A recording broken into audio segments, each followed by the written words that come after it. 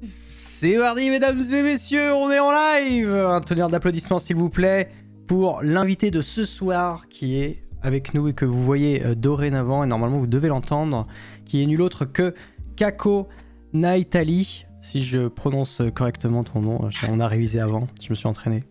Oui, c'est bien ça. Bienvenue à toi. Salut, comment tu vas? Toute première question. Bah écoute, très très bien. Ouais, ça va bien. Et merci. Bah moi ça va. Ça va, je suis content. Ça faisait un petit moment que j'avais pas fait de live où j'invitais des experts pour venir parler d'un sujet. Donc ça me fait plaisir de reprendre un petit peu la main sur ce genre de production, honnêtement. Et je suis d'autant plus content, on va dire, que le sujet s'inscrit dans de l'actualité. Et donc qui peut intéresser potentiellement pas mal de personnes. Et moi qui m'intéresse aussi en tant que chimiste. Donc c'est cool. Et en plus, je suis content de t'avoir parce que ça fait un moment que j'avais vu tes tweets, puisque tu es sur Twitter, mais on reprendra le temps de te présenter. Et donc je me suis dit, mais à quelle occasion je pourrais enfin recevoir Kako en live sur ma chaîne? Et parce qu'il me semble que tu as un emploi du temps assez occupé, on te sollicite beaucoup. Donc ouais, c'est un honneur de t'avoir ce soir, en tout cas. Très très chouette, merci. Je suis très content d'être là, en tout cas. Et le plaisir partagé. Et je sais pas d'ailleurs, je t'ai pas demandé en off, mais au niveau expérience Twitch, c'est du coup la peut-être première fois que tu apparais sur Twitch sur une émission, et non? C'est ma toute première fois, ouais, effectivement. Donc, je suis encore plus content d'être là du coup, puisque je vais expérimenter, très bien. C'est ça, ça va te permettre de faire un premier exercice, toi qui peut-être... Enfin non, on va rien dire. Non, je vais pas annoncer les choses à ta place. Pas encore. Peut-être à la fin si j'en reste jusqu'au bout. Ouais, bien sûr. Surprise, on verra. Moi, j'ai déjà trop parlé, Kako. Je vais d'abord te laisser te présenter un peu pour le chat, pour savoir un peu qui tu es, quel est ton parcours, comment t'en es venu à t'intéresser aux différents sujets qui concernent les matériaux, que ce soit les plastiques et plus récemment les PFAS encore. Voilà, en tout cas, je souhaite, avant que tu te présentes, je souhaite la bienvenue à tous et toutes dans le chat, à tous les viewers qui viennent de nous rejoindre. Vous êtes quand même pas mal nombreux à écrire dans le chat, donc ça fait plaisir. Je pense qu'il y a certains d'entre vous qui viennent de ta communauté. Donc n'hésitez pas à dire dans le chat si vous êtes quelqu'un justement de la communauté de Kako qui avait découvert l'émission via Twitter en particulier. Voilà, histoire de faire un petit peu de bruit dans le chat. Et voilà, je te laisse la parole maintenant, Kako. Est-ce que tu peux te présenter tu peux revenir assez longuement sur les éléments qui t'intéressent d'en parler. Il n'y a pas de problème, on est sur Twitch, on a tout le temps du monde. Ok, du coup, alors je me présente, donc je m'appelle Kako, c'est mon prénom, pour ceux qui ne me connaissent pas. Donc je suis également chimiste, j'ai une formation de chimiste et d'ingénieur matériaux. Et puis je me suis spécialisée dans les matériaux dits organiques, c'est-à-dire des matières qui sont constituées de chaînes carbonées, qu'elles soient naturelles ou synthétiques. Ça inclut les plastiques en fait, voilà. Et donc j'ai également un doctorat dans la dégradation de ces matières organiques, et notamment dans le recyclage des bouteilles en plastique dans l'emballage alimentaire. Donc c'est très très très d'actualité. Bon, ça date un peu, je suis plus toute jeune, mais ouais, c'est toujours d'actualité. Et oui, parce qu'on cherche à recycler, enfin on cherche tout le temps à recycler, et c'est une problématique oui, d'autant plus à l'époque, c'était en... ça ne nous rajeunit pas. C'était il y a un petit moment, c'était en 2007-2008 quand j'ai terminé ma thèse. C'était pour faire évoluer la réglementation européenne, notamment une directive sur l'utilisation des matières recyclées pour la fabrication d'emballages alimentaires. Donc c'était un truc hyper nouveau, mais je pense pas qu'à cette époque l'évolution réglementaire était liée à une prise de conscience environnementale. C'est plus économique qu'environnemental, a priori. Et donc après mon doctorat, j'ai travaillé dans le génie civil pendant 7 ans, pareil, sur les matériaux, donc conception d'ouvrages, et puis détermination de la dégradation des matériaux dans l'environnement, et notamment des matières organiques, plastique entre autres, mais aussi métallique, béton, etc. Et aujourd'hui, ça fait 9 ans que je travaille dans le domaine de l'énergie, sur les mêmes sujets, avec une forte orientation, on va dire, sur les aspects toxicologiques, industriels aussi, faisabilité de mise en œuvre, etc.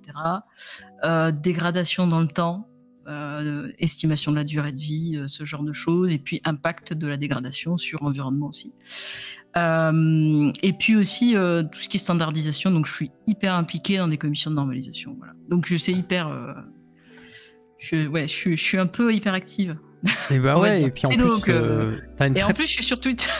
Et t'es sur Twitter, oui. Ouais, je montre ta page Twitter actuellement, justement, les gens demandaient est-ce que tu avais des réseaux, une chaîne YouTube ou des endroits où on peut te retrouver, principalement Twitter. Alors, ouais, parce que j'ai malheureusement pas le temps pour YouTube, et je suis très très mauvaise aussi pour faire des vidéos.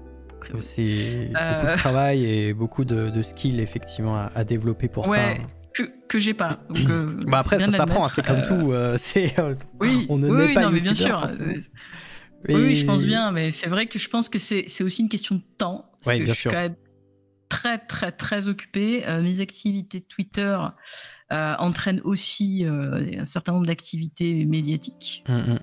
J'ai pas mal d'interviews, je suis pas mal sollicité. Donc c'est vrai que YouTube c'est compliqué, Twitch peut-être, on verra. Voilà. Donc pour l'instant je me concentre pas mal sur X, donc ex-Twitter. C'est ça. Et d'ailleurs t'as remarqué un changement un peu dans Twitter là depuis justement le rachat par Elon Musk.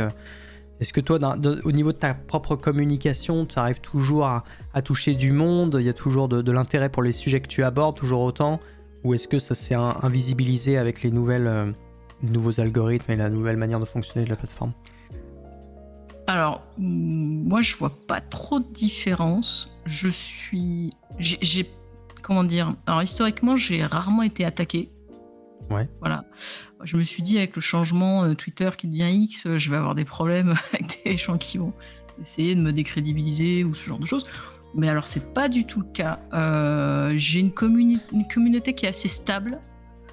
Donc, c'est vrai que je vois pas d'impact, je dirais, sur mon activité. Alors, par contre, quand je vais sur X, c'est très compliqué parce que je vois plus de pubs ou de choses qui m'intéressent pas qu'autre chose. Donc, c'est plus ça qui me dérange parce que j'arrive pas du coup à catcher, à voir des sujets d'actualité sur lesquels je pourrais potentiellement réagir. Ça, c'est un peu problématique. Donc je suis obligée de le faire autrement. Mais à part ça, sur ce que je produis, non, j'ai pas vu d'impact. À part des gens qui sont partis, ça, c'est ce qui est très dommage. Mais non, sinon j'ai pas vu d'impact. Ok. Je pense que je suis chanceuse là-dessus, parce que certains ont quand même vu une évolution pas très positive. Je pense que ça dépend des sujets. Sur les sujets scientifiques comme ceux que je traite, je pense pas qu'il y ait de problématique particulière. Alors même que des fois, ça peut être un peu clivant, non? Les prises de position que tu peux avoir sur certains sujets techniques, justement, parce qu'il y a un discours scientifique aussi qui n'est pas forcément très entendu par une partie du spectre politique, ou qui n'est pas entendu de la même manière que nous, on peut l'entendre avec notre, on va dire, parcours de scientifique / ingénieur. On n'a pas forcément le même rapport aux technologies. Donc des fois, j'ai déjà vu des échanges un peu tendus, pas forcément te concernant toi, mais de manière générale, quoi, sur les sujets un peu, on va dire techniques et industriels en particulier. Oui, surtout quand ça touche les politiques, effectivement. On peut avoir des personnes qui vont soutenir tel ou tel parti politique et qui vont venir spammer à fond sous le post en disant des choses qui ne sont pas forcément pertinentes.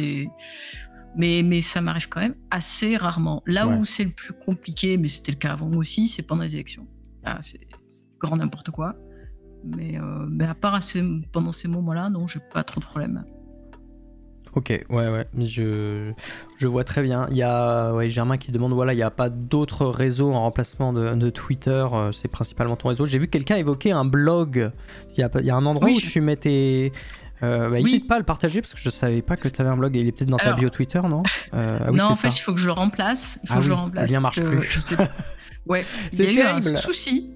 Dommage. Je sais pas, j'ai eu un problème. On aurait pu faire la promo du blog. Tant pis. Il avait complètement disparu. Heureusement que j'ai sauvegardé les articles. Et du coup, je suis en train de le reconstruire. Donc, dans quelques jours, je vais remettre le lien, un autre lien, sur ma bio. C'est une attaque des militants extrémistes, c'est ça? Je sais pas, mais alors j'avais absolument plus rien. C'est bizarre, vraiment ça. Plus rien. Ok. Je sais pas trop pourquoi. Arrêter de payer l'hébergeur, c'est pour ça. Même pas. Non, je sais pas. J'ai fait une fausse manip peut-être, mais ça m'étonnerait quand même pas à ce point. Mais ouais, du coup, ça sera bientôt disponible. En tout cas, il y aura tous les threads historiques que j'ai rédigés. Parce que oui, l'intérêt de te retrouver sur Twitter, c'est parce que tu peux prendre ton temps via des threads, d'expliquer différents sujets, différentes thématiques en lien avec les matériaux. Et donc faire vraiment un travail à la fois de debunk, mais aussi voilà, d'explication de manière générale. Et donc après, l'intérêt, je l'explique pour les gens qui ne savent pas trop, mais après, l'intérêt sur Twitter, vous pouvez compiler l'ensemble de tous les messages, tous les petits tweets qui sont faits les uns avec les autres sous la forme d'un thread. Et ce thread, après, vous pouvez le diffuser, on va dire, sur d'autres plateformes. Donc c'est ce que tu faisais. Vous entendez des miaulements, c'est mon minoucha là, qui vient faire, qui veut jouer, mais là c'est pas le moment de jouer. Là. Malheureusement, les grands doivent discuter de sujets très sérieux ce soir. On va parler de PFAS. Je pense que si vous êtes là, vous le savez. C'est dans le titre du live, bien sûr.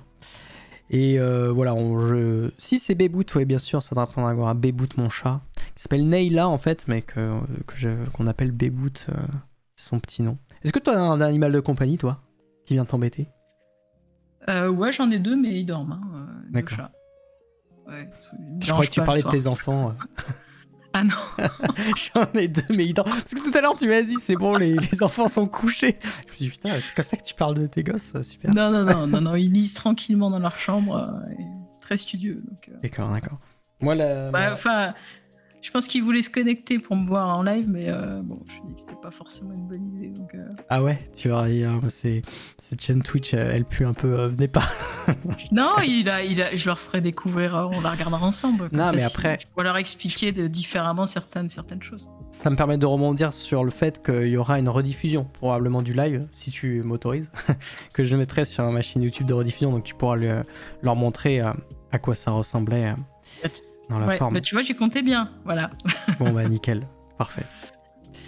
En attendant, les threads de Twitter de Kako peuvent être lisibles paisiblement ici. Ah mais incroyable ça, Germain qui nous sort un lien dans le chat vers tes threads. .com non, avec le site internet Threads Read.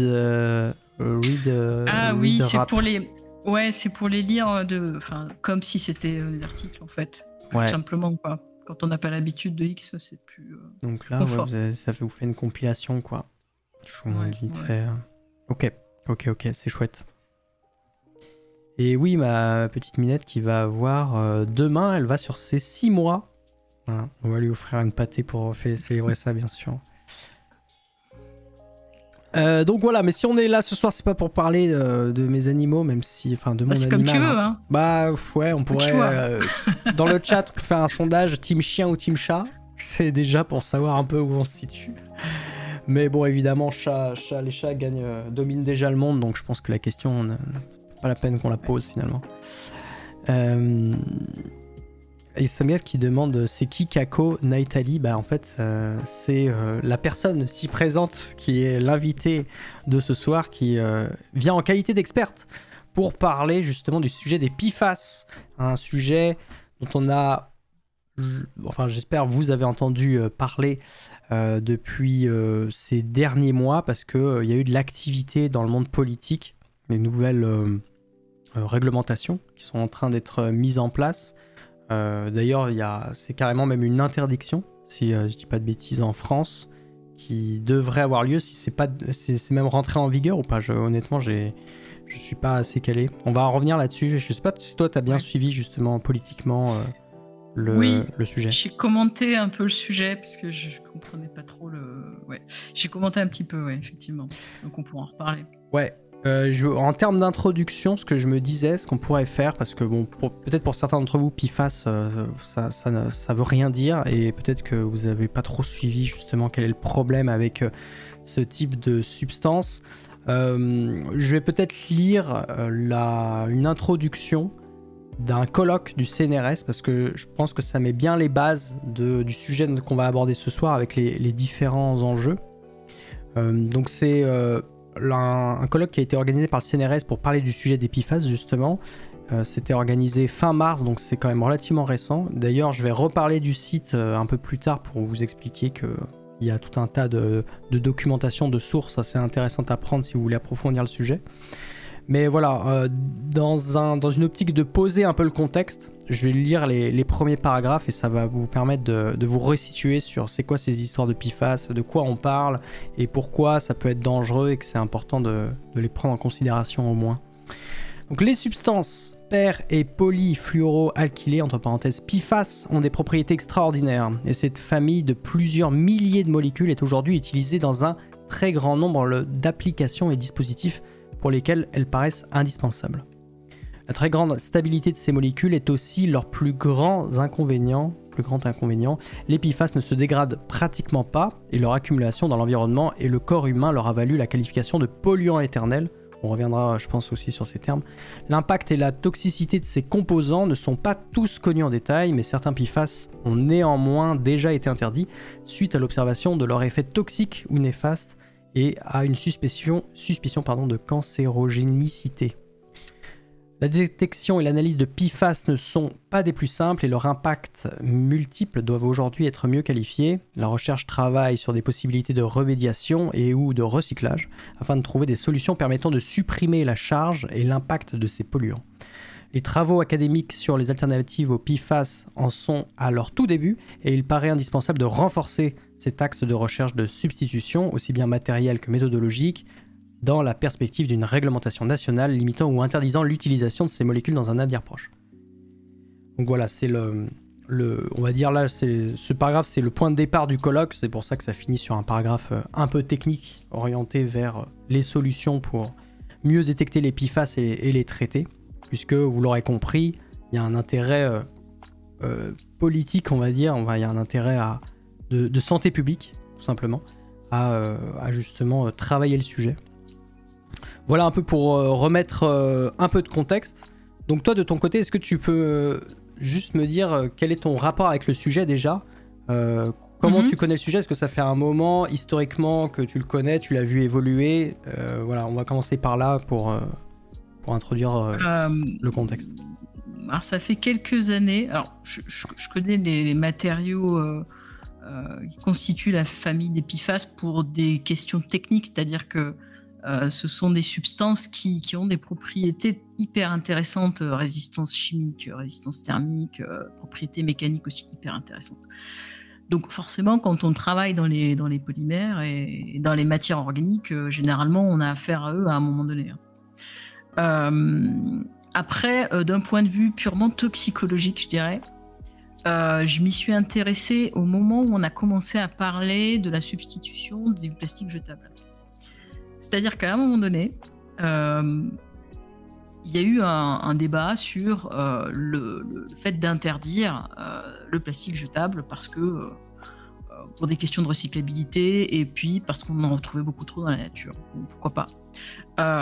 Sauf que la solution a été à ce moment-là, plutôt que de se dire bon, allez, on change notre façon de consommer, on utilise moins de jetables, on essaie de réutiliser, voilà, ce genre de choses. On a utilisé d'autres jetables. Mais des jetables qui n'avaient absolument pas les propriétés des plastiques, comme par exemple le papier et le carton. Et donc, pour obtenir les mêmes propriétés, il faut modifier ces matériaux-là. La cellulose a tendance, par exemple, à absorber le gras, à absorber l'eau, si elle n'est pas traitée. Donc, le fait de le traiter avec des PFAS, par exemple, ça permet de la rendre hydrophobe et puis d'éviter d'avoir une absorption de graisse ou ce genre de choses. Voilà. Donc en fait, on a substitué les plastiques jetables par du papier carton jetable imbibé de PFAS. D'un point de vue toxicologique, c'est quand même pas hyper cohérent, quoi. Donc pour des questions environnementales, on interdit quelque chose, mais on le remplace par quelque chose d'autre qui potentiellement peut avoir un impact sur la santé. En tout cas, les PFAS qui sont dans le papier et le carton d'emballage peuvent très bien diffuser dans les aliments. Donc, c'était pour moi une incohérence complète. Donc c'est à partir de ce moment-là que j'ai commencé à m'y intéresser de manière plus importante. Donc j'avais fait un thread à l'époque, qui est sur mon ancien site, sur justement l'utilisation des PFAS dans le papier carton. Ouais. Voilà. Mais du coup aujourd'hui, c'est toujours le cas si on t'achètes un colis sur ton site préféré d'achat et que tu reçois un carton, il y aura des PFAS dans le carton que tu vas recevoir chez toi ? Non, ça dépend de l'utilisation. Certains papiers burgers, ce genre de choses, en contenaient. Alors aujourd'hui, les industriels essaient de substituer quand même, parce que certains PFAS sont interdits, d'autres le sont pas, mais vont l'être grâce à la réglementation européenne qui va évoluer. Donc de toute façon, dès qu'il y aura un contact avec de l'alimentaire ou des boissons, ce sera interdit. Voilà. Mais effectivement, on peut encore en retrouver en France, en Europe et dans certains pays au niveau international. Ouais, c'est ça. C'est juste que là, j'ai l'impression que la France prend un petit peu les devants pour être un des précurseurs, un des premiers à vouloir justement l'interdire et à globaliser cette interdiction au niveau européen au moins, non? C'est pas ça? Ouais, non. Non, en fait, c'est ce qu'ils veulent faire penser. Non, il y a un pays européen, un autre pays européen, je crois que c'est la Suède ou les Pays-Bas, je sais plus, un des deux, qui a interdit l'utilisation de PFAS dans les emballages alimentaires. Donc il y a quand même des pays européens qui l'ont fait de base, national, depuis longtemps. Le truc, c'est que c'est là où j'avais réagi sur X, c'est que au niveau européen, il y a actuellement une réglementation qui est en train d'être mise en place. Alors le processus européen, c'est via l'Agence européenne des produits chimiques, ce qu'on appelle l'ECHA, qui a un processus, c'est-à-dire qu'elle évalue les risques, elle propose des interdictions ou des restrictions, ensuite elle demande finalement aux industriels et à tous ceux qui utilisent ces produits quels sont les impacts possibles d'une évolution de la réglementation, et ensuite elle prend une décision. Enfin en tout cas, c'est pas elle qui prend la décision, mais les politiques européens prennent la décision, la Commission européenne prend la décision. Et donc la France s'est dit, bon bah on sait que ça va être fait au niveau européen, mais on va le faire un petit peu avant chez nous, quoi. C'est ce qui s'est passé. C'est-à-dire que ça aurait été fait de toute façon au niveau européen, alors avec un délai un petit peu plus long, mais ça aurait été fait. Voilà. Donc ils ont anticipé, simplement. Le truc, c'est qu'ils voulaient à un moment donné aller beaucoup plus loin que la réglementation européenne. Là, ça aurait touché des applications sur lesquelles on n'a pas forcément encore d'alternative, ce qui n'est pas cohérent en fait, parce que généralement ce qui est fait, c'est qu'on attend d'avoir une alternative pour changer les matériaux, sauf s'il y a un risque important, je dirais, toxicologique notamment. Donc ce qui a été accepté aujourd'hui au niveau français, c'est l'interdiction de l'utilisation des PFAS pour tout ce qui est contact alimentaire, en public, ce genre de choses, quoi. Voilà. C'est pas tout sauf justement toutes les substances sauf tout ce qui est solide, polymère en fait. Ouais, c'est ça. Alors on va pouvoir revenir dessus entre ce qu'on appelle parce qu'il y a deux en fait objets à différencier au sein des PFAS. Enfin, il y a même d'autres degrés de complexité dans lesquels on peut aller, bien sûr. Mais il faudra qu'on arrive à distinguer ce qu'on appelle justement une substance d'un matériau solide.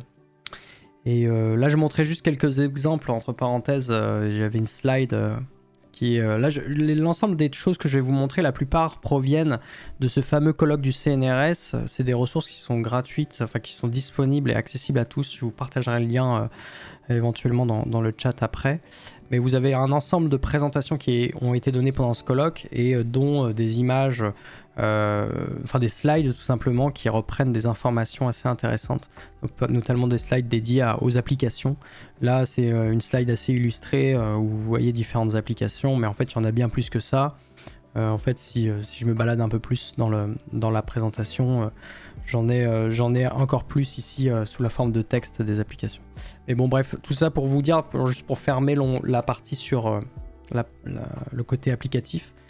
C'est utilisé dans énormément de choses, quoi. En fait, finalement, les PFAS, c'est surutilisé dans des choses des fois qui ont un peu rien à voir les unes aux autres par rapport à leurs propriétés aussi chimiques. En fait, l'intérêt des PFAS, elle se retrouve dans leurs propriétés que on pourra prendre le temps de développer, mais surtout le fait que ça soit relativement résistant aussi d'un point de vue chimique et le côté éternel qui peut garantir une certaine résistance du matériau, quoi.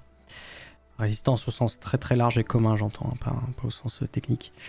Je me suis auto-perdu et digressé à l'infini, ça c'est habituel sur cette chaîne. Oui, on parlait de la réglementation du coup, et du fait que en fait c'est pas, la France a un peu fait croire que elle était la première à mettre les pieds dedans, alors que tu disais il y avait d'autres pays européens, c'est ça? Qui ont pris les devants. Et puis au final, Ce qu'on a fait, c'est qu'on a utilisé le travail européen pour poser une réglementation quelques mois avant, quoi. Ouais, c'est ça. Pourquoi pas, hein, mais c'est plus politique qu'autre chose. Enfin, c'est pas... Voilà. Parce que de toute façon, il faut un délai d'application. Les industriels ne vont pas changer de mode de travail, ou en tout cas de production, comme ça, en claquant des doigts. Ils vont prendre quand même quelques temps. Et ça va être négocié. Il y a la loi et ensuite, il y a les arrêtés d'application. Ça se fait pas comme ça. Donc, de toute façon, ça prendra un petit peu de temps. Après, ça prendra moins de temps qu'avec la réglementation européenne qui va arriver après.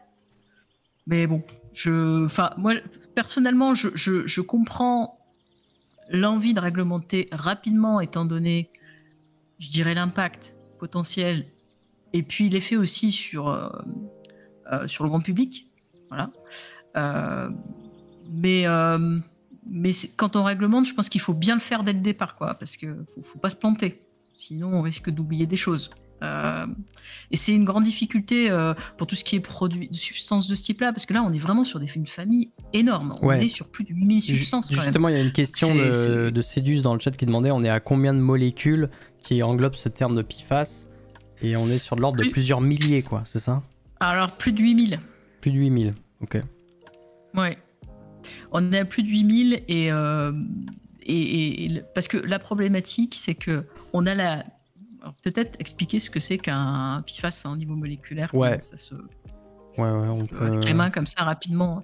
Juste rapidement, en fait, ce sont des molécules carbonées, des chaînes carbonées, qui peuvent être toutes petites ou très longues. Généralement, les chaînes carbonées, elles sont liées, enfin, les atomes de carbone sont liés avec des hydrogènes. Dans le cas des PFAS, on remplace les hydrogènes par des atomes de fluor, tout simplement, qui sont plus petites. En fait, ce sont des atomes qui sont beaucoup plus petits et qui ont une liaison avec le carbone qui est extrêmement forte, l'une des plus fortes de la chimie organique. Pour la casser, c'est assez compliqué. En plus, ces atomes-là vont créer une espèce de protection, je dirais, au niveau des liaisons carbone-carbone. Donc votre chaîne de carbone, elle est protégée par des atomes de fluor qui sont autour. Donc vous avez non seulement des difficultés pour casser la liaison carbone-fluor, mais aussi des liaisons carbone-carbone. Donc en gros, je dis pas que c'est indestructible parce que ça se dégrade quand même, mais c'est extrêmement compliqué à se dégrader. Et donc cette chaîne-là... on va peut-être prendre un exemple, pardon. Est-ce que on peut prendre le PFOA par exemple comme exemple, comme ça j'illustre. Parce qu'avec une image, ça marchera mieux. J'avais montré tout à l'heure une image avec plein de molécules, mais en fait, pour les gens, c'est des hiéroglyphes, les molécules en général. Donc, on peut faire le PFOA, ça te va comme exemple? Ouais, c'est une chaîne carbonée. Donc, je sais pas ce que tu montres exactement, mais en gros, c'est une chaîne carbonée avec tous les atomes de carbone qui ont des fluors autour. Et à la fin, il y a une fonction qui est ce qu'on a une carboxylate, c'est-à-dire une fonction qui va... comment est-ce qu'on peut dire ça? Qui va donner un rôle à la molécule, comme son nom l'indique, une fonction en fait. Ça donne une fonction. Voilà. Et donc ce petit bout-là, en fait, on peut le changer comme on le souhaite. C'est-à-dire que les PFAS, ce sont des molécules qui sont complètement synthétiques et créées par l'homme. Donc on peut changer la longueur de la chaîne, le bout d'un côté, les deux bouts. On peut faire en sorte qu'il y ait des fluors que d'un côté et pas de l'autre. Enfin, donc en fait, les possibilités, elles sont juste énormes. Donc les PFAS, ce sont à la fois des molécules, comme je dis, petites, moyennement longues. Donc on peut les retrouver sous forme de gaz, sous forme liquide, et on peut aussi obtenir des chaînes très longues et donc obtenir des solides. Ouais. Donc ça représente tous les états de la matière, quoi. Ouais, en fait, la famille est tellement grande, si vous voulez, qu'on peut imaginer des petites molécules, donc des petites chaînes avec pas beaucoup d'atomes. Parce que c'est ça, je rappelle, une molécule, c'est un assemblage d'atomes. Donc c'est un peu comme des Lego. Quand vous jouez au Lego, vous assemblez des Lego et vous faites des structures. Bah, les molécules, c'est l'équivalent. Une molécule, c'est une structure d'un assemblage d'atomes, si l'atome est à votre pièce de Lego. Et donc, vous pouvez, en tout cas dans la famille des PFAS, vous avez à la fois des petites structures en Lego, des petites molécules qui ont quelques atomes de fluor et quelques atomes de carbone. Mais vous pouvez aussi avoir des très très grosses structures avec beaucoup d'atomes de carbone autour desquels se trouvent les atomes de fluor. Et donc, en fonction aussi de la taille, vous allez avoir ça va donner lieu à différentes substances, différents matériaux, que ce soit des gaz, des liquides ou des solides. Donc c'est la raison pour laquelle en fait il y a autant de diversité dans la famille. Quelqu'un qui demandait c'est quoi le PFOA. En fait, c'est le nom d'une molécule. Parmi le PFAS, c'est la nom de la famille, si vous voulez. C'est compliqué à dire, c'est l'acide perfluorooctanoïque. Ouais, c'est pour ça qu'on... En fait, de manière générale, en fait, on va parler pas mal avec des acronymes. J'aurais dû faire un disclaimer en disant attention, on va utiliser beaucoup d'acronymes. Et parce que souvent, en chimie, le nom des molécules, c'est des noms à coucher dehors qui sont très longs. Et donc, on est obligé d'utiliser des acronymes pour éviter de passer 5 minutes à dire le nom d'une molécule. Donc, PFOA, ce n'est juste qu'un exemple. C'est l'exemple que je montre ici. C'est un exemple, c'est une molécule qui existe dans la famille des PFAS. Mais les PFAS, c'est le nom de la famille entière qui contient les 8000 et plus molécules. Donc voilà, c'est l'une des plus réglementées d'ailleurs, hein, elle est interdite. Sachant que, alors faut aussi avoir en tête que d'un point de vue réglementaire, c'est pas la première fois là qu'on réglemente sur les PFAS. Les premières réglementations internationales, elles datent de 2009 avec la Convention de Stockholm, convention internationale, hein, qui justement a commencé à interdire. Alors je me sens que c'était les FOS ou les PFOA, je ne sais plus, un des deux. Et en 2020, c'est l'autre qui a été interdit. Donc, il y a une famille de PFAS qui a été interdite dès 2009 et une autre famille qui a été interdite en 2020. Et aujourd'hui, ils sont en train de regarder pour interdire toutes les familles en fait, de PFAS, hein, une grande majorité des familles de PFAS. Donc ça, c'est en train d'être discuté au niveau de la Convention de Stockholm, en même temps que ce qui est discuté au niveau européen. Donc on a en ce moment espèce de... Ouais, il y a énormément de choses qui sont en train d'arriver au niveau réglementaire, mais il faut le temps que tout se mette en place, quoi. Ça prend un petit peu de temps. C'est long aussi parce que le sujet est complexe et parce qu'en fait, ça ne représente pas qu'une seule molécule. Et puis on a tendance à travailler sur des preuves aussi. Enfin, oui, c'est ça. Et c'est compliqué d'avoir des preuves. Ouais. Justement, tu fais bien d'en parler parce que j'en suis sensible à ces difficultés qu'ont les chimistes qui font de l'analyse. Parce que la chimie, en fait, il y a plein de domaines différents. Pour la faire courte, on a dans la chimie, on a aussi des chimistes qu'on appelle des analyticiens ou des analystes qui en fait s'intéressent à la constitution des choses, des objets. Et donc la chimie analytique ici est utilisée pour savoir mesurer typiquement la quantité de PFAS de votre eau ou de votre carton ou que sais-je, n'importe quoi. On peut essayer de chercher les PFAS. Le problème, c'est que si vous avez compris que les PFAS, c'est le nom d'une famille qui contient 8000 molécules, en fait, c'est un challenge énorme pour un chimiste analyste qui veut essayer de voir les 8000 molécules.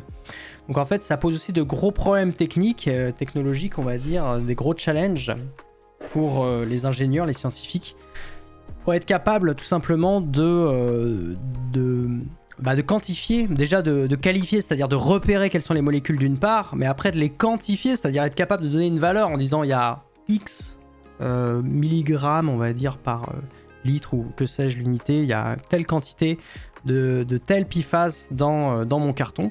Ça, c'est des techniques qui sont très sophistiquées d'une part, mais qu'il faut réussir aussi à développer pour être capable de mettre des nombres en fait derrière ce qu'on analyse.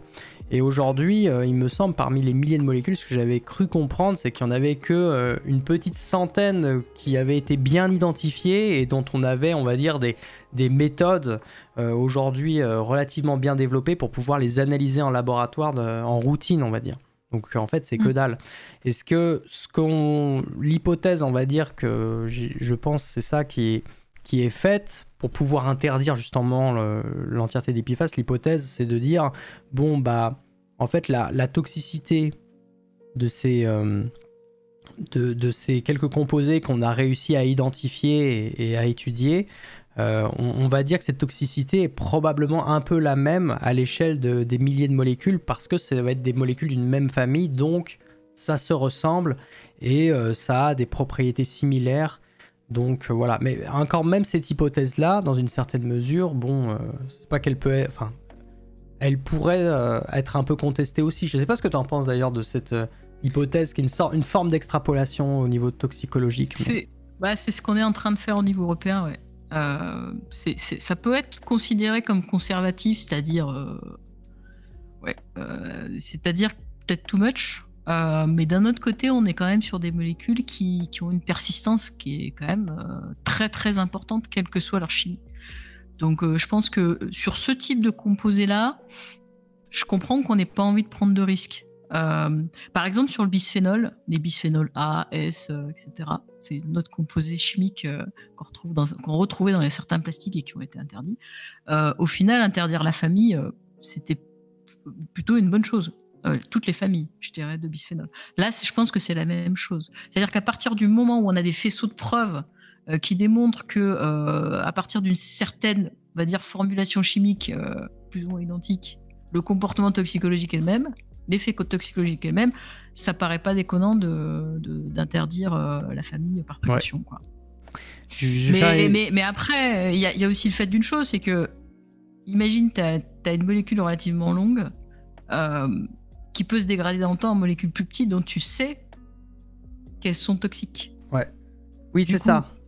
Tu vois ? C'est y a ça aussi. Ouais, voilà, tu sais qu'il y a... Parce que oui, ce qu'on vous a pas dit, et vous inquiétez pas, j'ai vu qu'il y avait des questions qu'on rate, parce que forcément, quand on est en interaction, le chat défile. On va répondre à vos questions, hein, mais on va y répondre de manière smooth, et je pense qu'on va prendre le temps voilà, de répondre à chacun. Et si vraiment on a oublié des questions, n'hésitez pas à les reposer.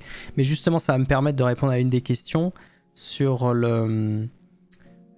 je sais plus, mais en gros effectivement il y a l'épiphace, le truc un peu vicieux en plus derrière, c'est que les différentes molécules elles sont souvent apparentées, c'est-à-dire que vous allez avoir un d'épiphace qui dans la nature, voilà, c'était sur la question du côté éternel aussi, voilà, c'est quelqu'un qui disait est-ce que le mot éternel, le qualificatif éternel pour désigner ces polluants là, c'est pas du langage militant et ça a une vraie réalité scientifique. C'est très intéressant comme question.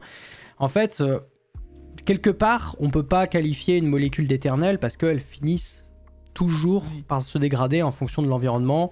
Soit c'est de la dégradation à cause des UV du soleil, soit à cause de l'activité de micro-organismes ou tout simplement de l'environnement, les intempéries qui peuvent surgir. Bref, et dans l'épiphace, on sait aujourd'hui qu'il y a des précurseurs aux épiphaces qui sont eux-mêmes des épiphaces. Vous avez des épiphaces, des molécules mères, on va dire, épiphaces, qui, en se dégradant dans l'environnement, se dégradent, mais pour former d'autres épiphaces, qui sont du coup des molécules filles, qui font elles-mêmes partie de la famille d'épiphaces, mais du coup, ça, même si ta molécule mère, du coup, ne peut théoriquement pas être qualifiée de polluant éternel, en fait, comme elle donne lieu à des molécules filles qui sont elles-mêmes d'épiphaces et donc dangereux, bon bah quelque part on résout pas le problème non plus quoi. C'est pas parce que la molécule se dégrade que pour autant elle est saine ou elle arrive à être recyclée, parce qu'en fait elle forme d'autres de sa même famille quoi. Les chats font pas des chiens quoi. Ouais, et puis la dégradation, elle se fait dans certaines conditions bien précises. Je veux dire, quand une matière organique, type un plastique, se dégrade, il va produire du CO2, CH4, méthane, ce genre de choses. Donc, ce sont des choses qu'on a dans la nature, finalement. Ouais. Quand un épiphace se dégrade, il crée un autre épiphace. Le problème, c'est que, imaginons qu'il se dégrade aux UV, etc., radiation. Ouais. Les petites molécules, elles diffusent ensuite dans l'eau, dans le sol, etc. Donc, elles sont dans des conditions dans lesquelles elles ne vont pas se dégrader, en fait. C'est ça aussi le souci. Alors, elles ne vont pas se dégrader rapidement à l'échelle humaine. Ça peut mettre des millénaires, quoi. Donc, c'est aussi ça le problème. La liaison carbone fluor est extrêmement forte et on peut pas juste enlever le fluor et mettre un hydrogène ou un oxygène à la place. C'est pas possible. Enfin, c'est compliqué quoi de faire ça. Donc aujourd'hui, c'est vrai que je pense qu'on parlera peut-être des solutions à un moment donné. Hein. Ouais, bien sûr. Mais il y a quand même pas mal d'études sur le sujet justement sur comment on est pollué. Ouais, oui, ça fait partie des choses. On n'est pas non plus complètement désarçonné face à la pollution ambiante de PFAS. Enfin, il y en a quand même beaucoup. Enfin, c'est une pollution latente, j'ai l'impression, qui est omniprésente dans beaucoup d'environnements, si ce n'est la totalité. Mais il existe un peu des solutions. Mais on reviendra aussi sur le côté peut-être technosolutionniste aussi de ce genre de solutions. Faudrait pas que non plus les solutions en question justifient une continuité de production, tu vois. Il y a aussi cet aspect-là qui peut être un peu discuté, quoi. Voilà. Je viens de réafficher d'autres PFAS. Là, je suis retombé sur une slide où il y en avait d'autres pour vous donner une autre. Bon, pour ceux qui sont pas chimistes, pour vous, c'est des hiéroglyphes, ça, d'accord. Mais imaginez que chaque hiéroglyphe que vous voyez est une molécule différente de PFAS, d'accord. Juste pour vous montrer une forme de diversité, même s'il y en a bien plus que ça, évidemment. Même si on trouvait comment faire, on recycle comment un composé qu'on retrouve maintenant absolument partout sur Terre. C'est vrai que on en parlait à l'instant, le fait qu'il y en ait de partout, est-ce que c'est... Aujourd'hui, on peut vraiment imaginer des technos de récupération, quoi. Sachant que... Ah non, mais aujourd'hui, les thermoplastiques, les solides polymères, les plastiques, on va appeler ça comme ça, les plastiques qui sont fluorés, par exemple le téflon, on ne les recycle pas aujourd'hui. En fait, ouais. Ils passent en incinération, donc ils génèrent aussi d'autres PFAS. Donc aujourd'hui, effectivement, on ne sait pas recycler. Ça ne veut pas dire qu'on ne saura pas recycler, parce que, par exemple, sous forme solide, on peut toujours, on va dire... Quand tu dis sous forme solide, c'est par exemple les poils, ce genre de trucs, les revêtements sur les poils, les revêtements. Il y a aussi certains revêtements dans l'industrie qu'on utilise pour justement stocker des produits chimiques et qui sont aussi fluorés. On en retrouve aussi dans l'électronique, etc. Ces solides-là, potentiellement, on pourrait en faire quelque chose et les recycler. J'ai quand même l'impression qu'on ne s'est jamais trop posé la question du recyclage. De manière générale, le recyclage, ça a l'air d'être quelque chose de nouveau. En fait, ça ne l'est pas. Hein. Ça fait des dizaines d'années qu'on recycle, mais on recyclait surtout ce qui avait de la valeur.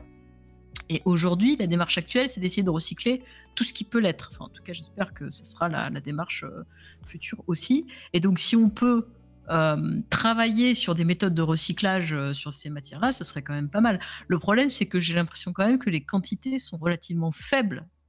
Une poêle, on la change pas tous les ans, quoi, heureusement d'ailleurs. Ouais. Et en plus, il y a des alternatives.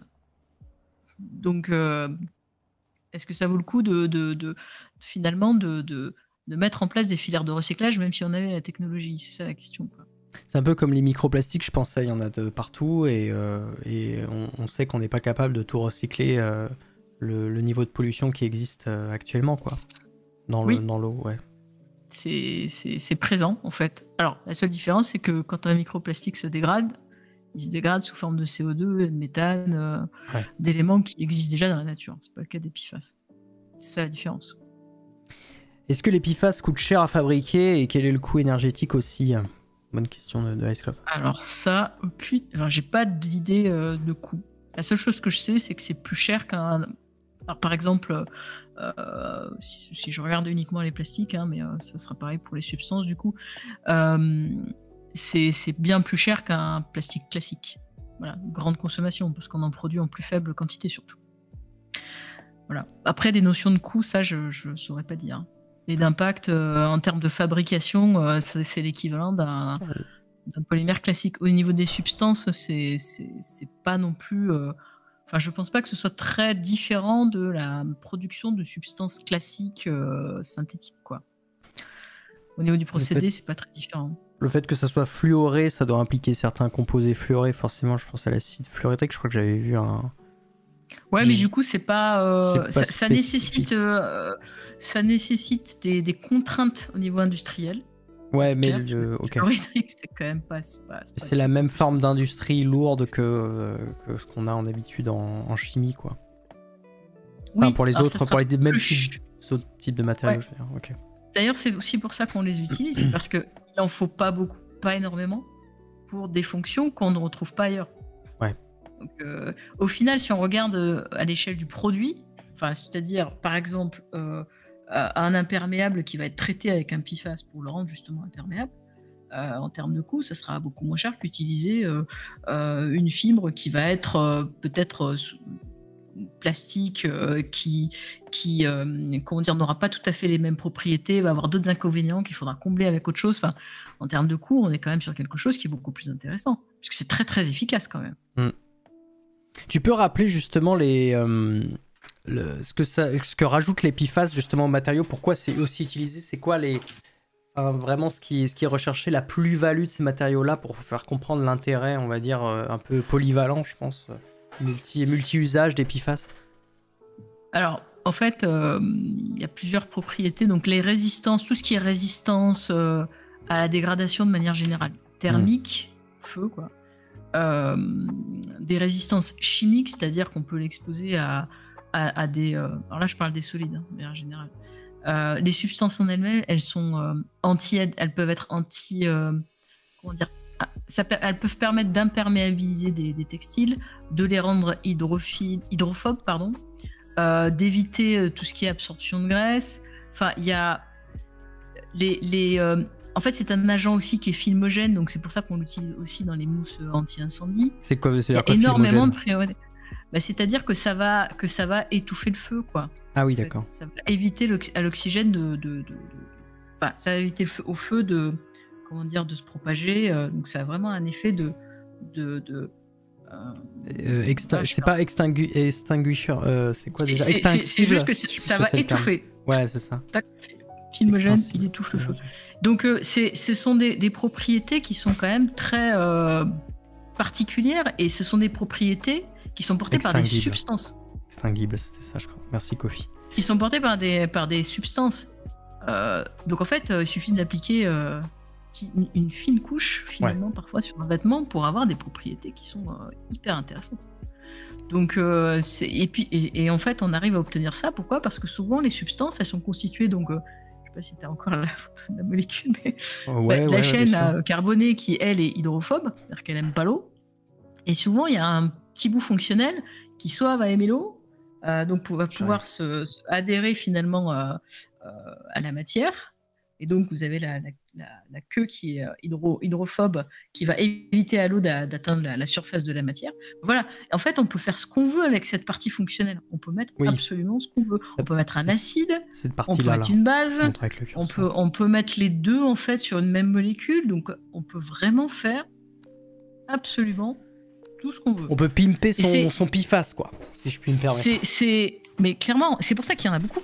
Et c'est pour ça qu'on les utilise partout, mais vraiment partout. Et je pense que c'est aussi pourquoi on a une telle difficulté au niveau de la détection et du traitement, quoi. Ouais. Donc c'est pas que les poils, parce que le poil, c'est les poils. Le téflon. Le téflon, c'est un petit peu la molécule. Comment on appelle ça?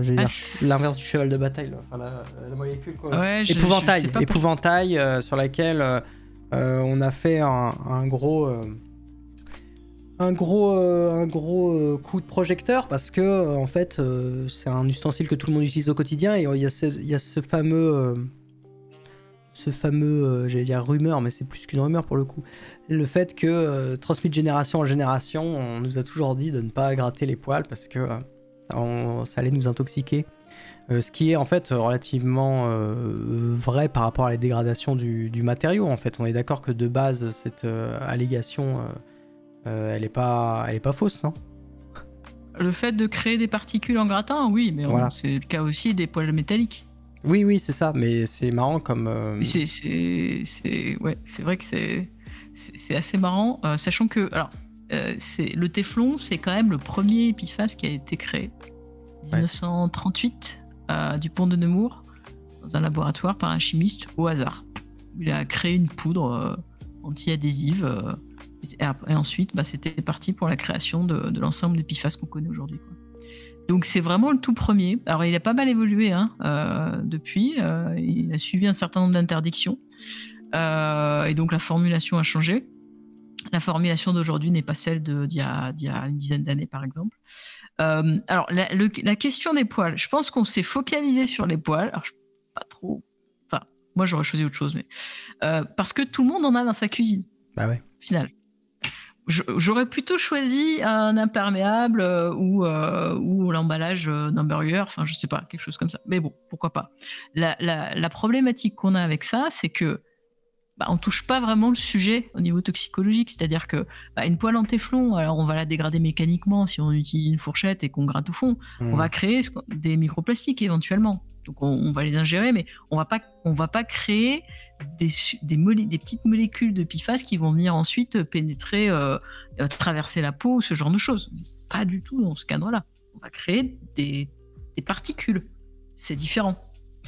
On va pas créer des molécules en tant que telles, ça va rester des bouts de matériaux, mais c'est pas des molécules elles-mêmes. En fait, les molécules, ça va être, c'est vraiment des petites entités. En fait, les molécules, c'est là où je pense qu'il faut que, faut qu'on fasse un point sur ce qu'on différencie être un matériau, quelque chose de solide, et les molécules, les substances en elles-mêmes, quoi, qui sont des toutes petites entités de la matière qui sont indépendantes les unes des autres. Peut-être pour expliquer la différence. Et ça, c'est pas évident. Je peux reprendre je peux reprendre ton infographie là, de ton thread là. Ouais, je pense que ça peut être pas mal parce que en fait, les substances, on est vraiment sur des petites molécules. Des petites molécules qui vont, de par leur taille, pouvoir pénétrer, par exemple, traverser la barrière cutanée, par exemple. Dans le cas des PFAS, sous forme de substances, de petites molécules, elles traversent assez facilement la peau, et quand elles sont ingérées et inhalées, c'est la même chose. En fait. Donc ça, c'est le cas du PFOA, par exemple. Oui, d'accord. Par exemple, parce que c'est une petite molécule. Ça, et pourquoi Voilà, ça c'est peu d'atomes de carbone, petite molécule. Longue chaîne carbonée, grande molécule, et généralement, ce sont des solides. Voilà. Parce que quand vous avez une longue chaîne carbonée, en fait, il faut beaucoup d'énergie pour la bouger, en fait. Donc, au final, l'ensemble des chaînes carbonées crée un solide. Ça bouge pas, quoi, en gros. Quand vous avez des petites molécules, il faut pas beaucoup d'énergie pour la bouger. Donc, à température ambiante, ça peut bouger. Alors, du coup, on a soit un liquide, soit un gaz. Voilà. Alors, pour moi, ça paraît très simple. Si c'est pas simple pour vous, vous n'avez pas compris ce que je viens d'expliquer, s'il vous plaît, dites-le, et puis on va essayer de clarifier. La chimie orga, ça doit rappeler de très très mauvais souvenirs à certains. Je vais essayer de paraphraser aussi avec mes propres mots pour voir si ça peut aider. Mais en fait, là, ce qu'on essaie de vous faire comprendre, c'est de faire la distinction entre vraiment deux choses qui sont très différentes et qui vont pas avoir les mêmes impacts toxicologiques. D'une part, on a ce qu'on appelle un matériau solide qui est, lui, il faut le voir comme en fait quelque chose de très macroscopique, c'est-à-dire à grande échelle. Ça va être vraiment une entité de la matière qui va avoir beaucoup de très très longues chaînes, on va dire. C'est des très longues chaînes de carbone avec des fluors partout, hein. Ça n'empêche pas le téflon. Ça, c'est l'exemple du téflon. Donc du coup, le téflon, c'est ce qu'on appelle un polymère. Voilà, ça y est, j'ai dit le mot. C'est bon, c'est trop tard. Oui. Mais en gros, l'idée derrière ce mot compliqué, c'est juste de comprendre que c'est des très très longues chaînes. Donc c'est pour ça d'ailleurs que le matériau se retrouve solide. C'est parce que c'est des très très longues chaînes. Et donc là, on se retrouve avec ce type de matériau qui est solide. Donc d'une part, vous avez ça. Et d'autre part, vous avez dans une autre catégorie de PFAS, on parle toujours des PFAS, hein. Dans tous les cas c'est des PFAS, hein. Mais dans une autre catégorie de PFAS, vous avez ce qu'on appelle des substances qui sont, elles, représentées par de petites entités de la matière qu'on qualifie plutôt de molécules et qui sont en fait de faibles chaînes, enfin des chaînes relativement courtes, des chaînes de carbone relativement courtes. C'est le cas du PFOA que je montrais à l'instant et sur lequel on a fait un focus juste pour prendre comme exemple. Donc c'est le cas de cette molécule-là que j'ai montré tout à l'heure. Donc ça, c'est une molécule qui est en fait très petite, quoi. Et pour le coup, ces molécules-là, comme le PFOA, leur toxicité vient aussi de leur petitesse. Parce que, étant petites, elles peuvent se glisser facilement aux interstices qui existent au niveau de notre corps, ou même si on l'ingère, après, elles vont pouvoir aller facilement, j'imagine, dans les cellules ou dans tout un tas d'organes ou d'organites.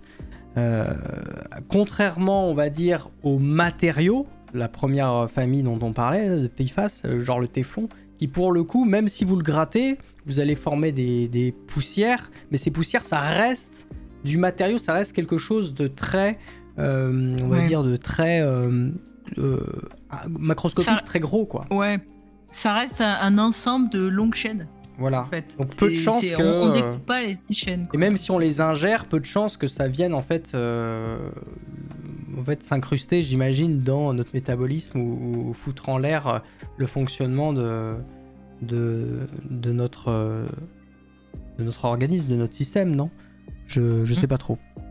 Oui, oui, en fait, l'impact est moindre, on va dire. C'est pas qu'il n'y a pas d'impact, mais c'est moindre. En fait, comme on le disait au départ, les PFAS ne se dégradent pas facilement. Donc, c'est pas en grattant la poêle qu'on va dégrader la longue chaîne en petite chaîne. Ça, oui, voilà, c'est ça. C'est qu'en fait, on peut imaginer que... on pourrait imaginer que la poêle Tefal, en fait, d'un coup, elle va générer plein de petits PFAS qui, eux, vont devenir hyper toxiques. Alors qu'en fait, c'est pas trop le cas. Non, c'est pas le cas. Il peut rester des traces éventuellement parce que, en fait, les longues chaînes sont créées à partir de toutes petites chaînes. On les met les unes à côté des autres, là, comme ça, on crée des liens entre elles. Mais ce sont vraiment des traces qui partent très très vite. Donc, le risque le plus important avec les poêles, c'est plus au niveau de la production du téflon et au niveau de sa fin de vie, pas pendant l'utilisation. C'est pour ça que je comprends pas trop l'intérêt de l'utiliser comme exemple. C'est quoi qui est problématique dans la fin de vie, exactement? Recyclage. Oui, en fait, c'est ça. Brûlé, quoi faire? Oui, voilà. D'ailleurs, il y avait une question sur ça, j'y pense, maintenant que tu parles de brûler. Reposez vos questions, parce que je sais que j'en ai oublié dans le chat, mais je me souviens qu'il y en avait une, c'était comment on traite les PFAS? Est-ce que l'incinération, c'est la seule solution pour pouvoir les gérer? Alors aujourd'hui, la gestion, elle se fait par incinération ou par enfouissement. Donc, on évite l'enfouissement, donc on incinère. Donc là, ensuite, on a quand même des substances fluorées qui sont créées et générées au moment de l'incinération. Alors, elles peuvent être récupérées, mais il y a quand même une partie qui va dans l'atmosphère, donc ça fait des molécules, des gaz fluorés qui vont dans l'atmosphère. Ouais, des gaz fluorés, tout à fait. Ok. Donc, bon, c'est pas forcément le plus... Enfin, ouais, c'est la moins pire des solutions aujourd'hui. C'est pas hyper satisfaisant, quoi. Donc, c'est l'un des problèmes au niveau de la fin de vie. Si on pouvait le recycler, ce serait mieux. Après, le problème du téflon qu'on utilise dans les poêles, c'est qu'il est quand même pas mal chargé. Il y a pas mal de... Enfin, il y a une formulation spéciale. C'est pas juste du téflon. Enfin, c'est pas juste un plastique. Il est chargé à l'intérieur, il y a des composés additionnels, etc. Ouais. Donc, à recycler, ça me paraît quand même un peu compliqué. La chaleur de la cuisson peut-il générer des petites molécules PFAS? On y a répondu, a priori c'est pas suffisant d'un point de vue énergétique pour casser le téflon, quoi. Parce que comme tu l'as dit, on va le répéter, c'est des molécules qui sont extrêmement résistantes aussi d'un point de vue thermique. Donc une montée en température, ça va juste peut-être faire un peu bouger la molécule, elle va bouger comme ça. Comme je bouge là actuellement, elle va bouger. Elle bouge pas beaucoup. Hein. Mais c'est marrant parce que... Faut beaucoup d'énergie. Ouais, il faut beaucoup d'énergie. En fait, je réfléchissais parce que moi-même, j'utilise dans mon quotidien en fait, du téflon pour faire de la minéralisation micro-ondes. C'est tout un domaine. Si je commence à parler de ça, je vais digresser à l'infini. Mais en fait, pour vous dire à quel point c'est résistant, c'est-à-dire que moi, au quotidien, je fais ça. Je mets des mélanges d'acides assez forts, acide nitrique et chlorhydrique, dans des sortes de tubes qui sont eux-mêmes faits en téflon. Donc c'est mon récipient. Mon récipient est fait en téflon. Dedans, je mets des acides très forts. Je chauffe à 200 degrés. Je ressors mon tube et mon tube, il est tranquille, quoi. Il s'est pas fait dissoudre alors même qu'il était en contact avec des acides extrêmement concentrés et qu'on a chauffé à 200 degrés. Donc bon, pour vous dire que c'est un matériau qui justement, à cause, ou grâce, on va dire, à sa résistance thermique, son inertie, on va dire, peut être utilisé dans plein d'applications. Donc moi je fais une application chimique, mais après vous imaginez qu'il y a plein d'autres contextes dans lesquels c'est utilisé. Dans ton contexte c'est encore plus défavorable parce que c'est thermique et chimique. Les deux ensemble. Il y a une attaque acide assez violente. Ouais, voilà. C'est violent, quoi. Alors donc non, à la poêle. Ouais, ça risque pas de créer des petites molécules. Non. Par contre, oui, effectivement, ça pose la question de la fabrication du téflon. Parce que si on fabrique du téflon, on fabrique des petites molécules, des molécules plus petites, donc d'autres PFAS. Et est-ce que tous les sites de fabrication sont clean ou pas? A priori, c'est pas trop le cas. Il y a encore des rejets. Donc c'est là où il y a un questionnement. Est-ce qu'on ne devrait pas utiliser ces substances fluorées, ces matériaux fluorés, uniquement dans les cas où on n'a pas le choix. Pas d'alternative. Et pas au contact du grand public, pas au contact alimentaire, etc.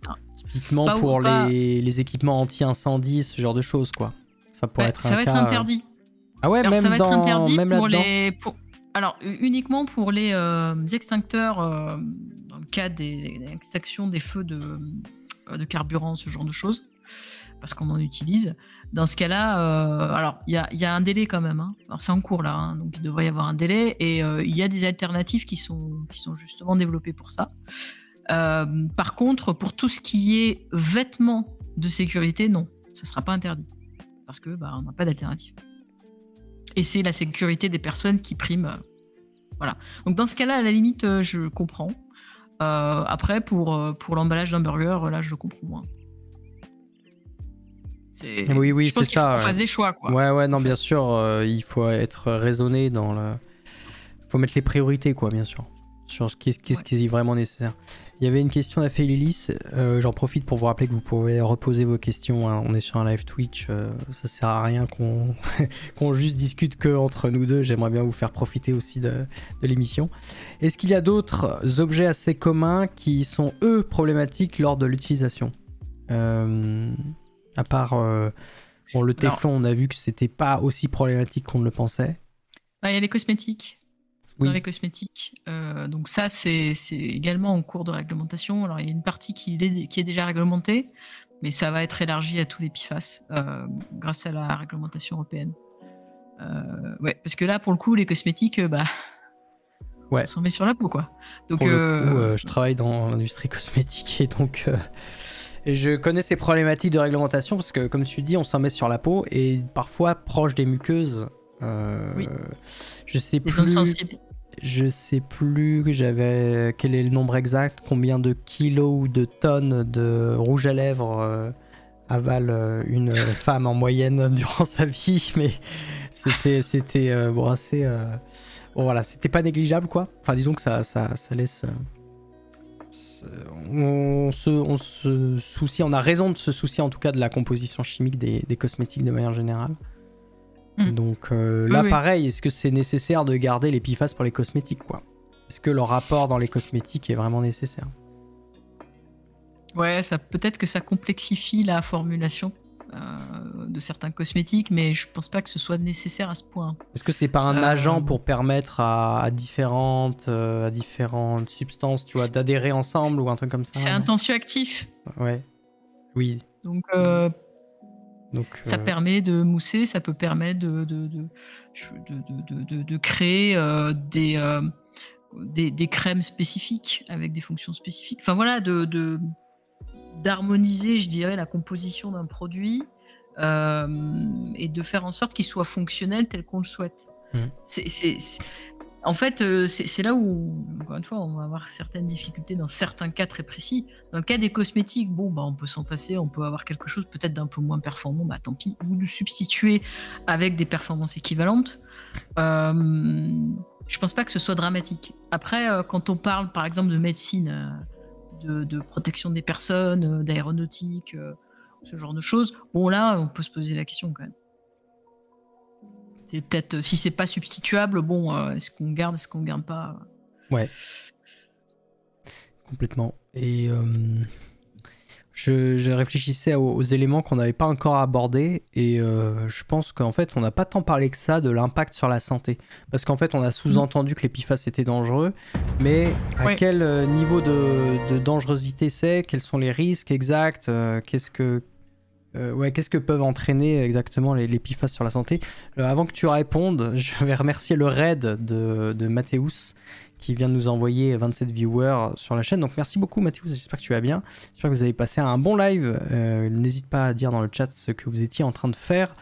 Nous, de notre côté, on a une soirée consacrée au PFAS avec une invitée experte du sujet, Kako Naitali, qui est avec nous ce soir pour approfondir le sujet et parler des différents aspects qui concernent les PFAS, donc cette catégorie de substances / matériaux qui ont fait couler pas mal d'encre ces derniers temps par rapport justement à leur interdiction en France.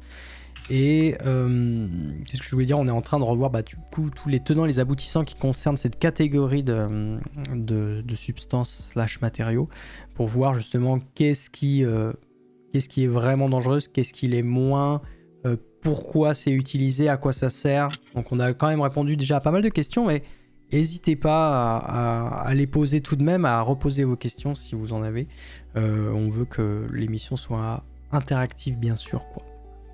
Voilà. Donc là, on partait sur le volet plutôt santé, du coup, santé publique.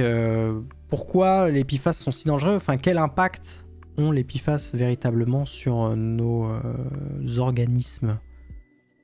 Alors, il y a plusieurs choses. Avant de parler de l'impact, il faut savoir que les substances sont facilement assimilées par le corps humain, c'est-à-dire qu'elles peuvent passer un certain nombre de barrières. Comme je l'ai dit, la barrière cutanée, mais aussi la barrière placentaire. C'est-à-dire qu'elles peuvent atteindre le fœtus.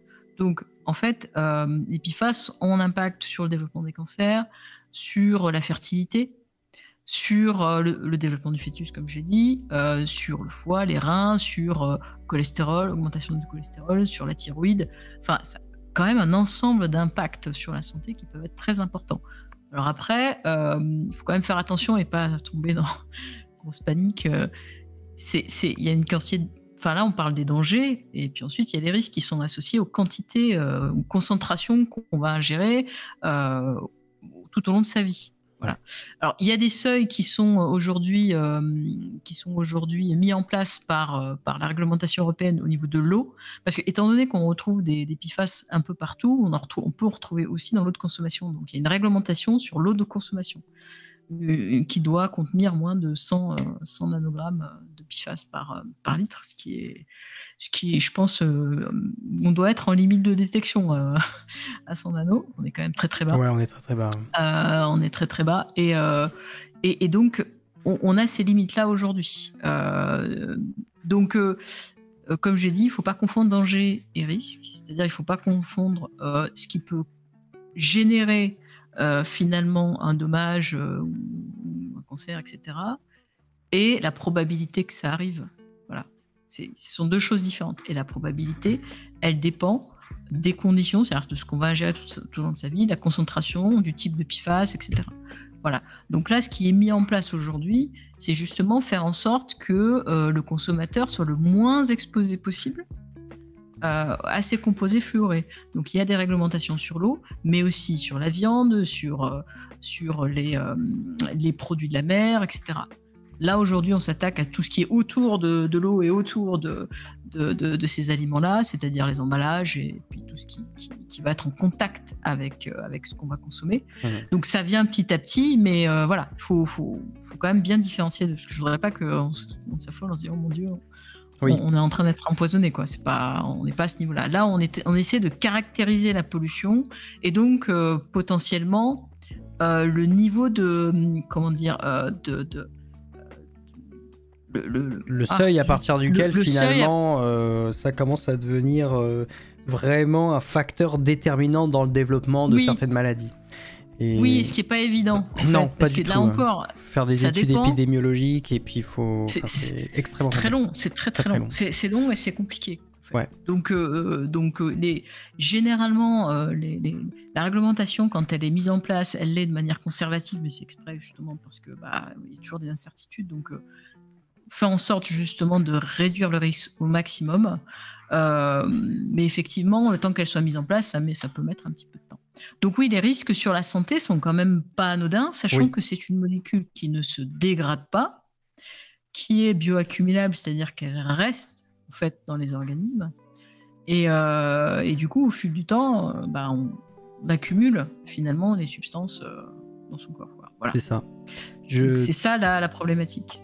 Je retiendrai quand même j'ai un petit paragraphe là qui provient d'un site internet qui est le site de l'Institut national de santé publique du Québec, donc dédicace à nos amis québécois bien sûr.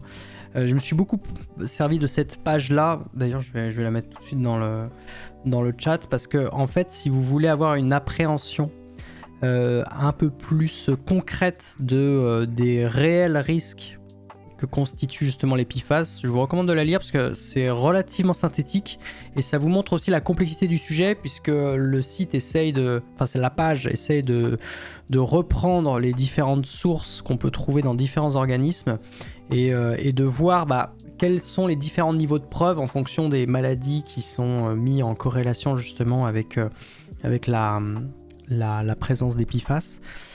Et en fait, ce qui ressort, je vais juste lire un paragraphe, c'est il y a 4 effets qui seraient potentiels sur la santé, avec un niveau de preuve jugé suffisant. Après, il y a d'autres effets, mais dont le niveau de preuve peut être un petit peu contesté. Et donc, dans ces 4 effets, on a la diminution de la réponse immunitaire à la vaccination, la dyslipidémie, donc je sais même plus ce que c'est, pour le coup je crois que c'est expliqué un peu après, si des gens veulent chercher, mettre la définition dans le chat, ce sera avec plaisir.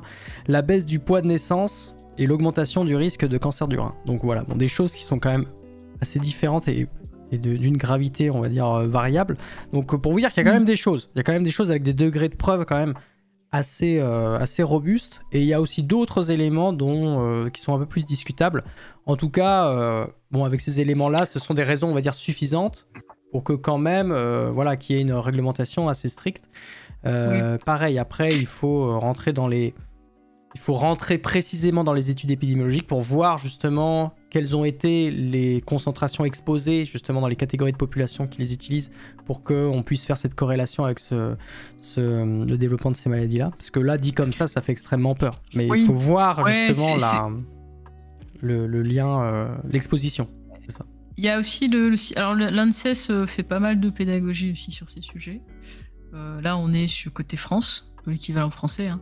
Et puis côté, alors il y a le Centre international de recherche sur le cancer, le CIRC, qui classe en fait, qui fait des classifications, alors qui sont des classifications scientifiques et non réglementaires, hein, et qui classe en fait les substances fluorées, les PFAS, différemment en fonction de la molécule. Et donc c'est là où on voit que c'est assez complexe finalement, parce que les fois ils sont classés cancérogènes, groupe 1, c'est-à-dire assez alors que les PFOS sont plutôt classés 2B, quoi, en fait. Donc c'est-à-dire avec moins de preuves. Voilà. En fait, le groupe dépend du niveau de preuve. C'est ça. Il y a beaucoup de choses dans le 2B, en plus des choses usuelles. Non, il n'y a pas aussi des trucs dans la vraie vie, il y a la viande ou un truc comme ça. Non, oui, il y a aussi le glyphosate au passage. Ouais. Mais on va pas débattre là-dessus.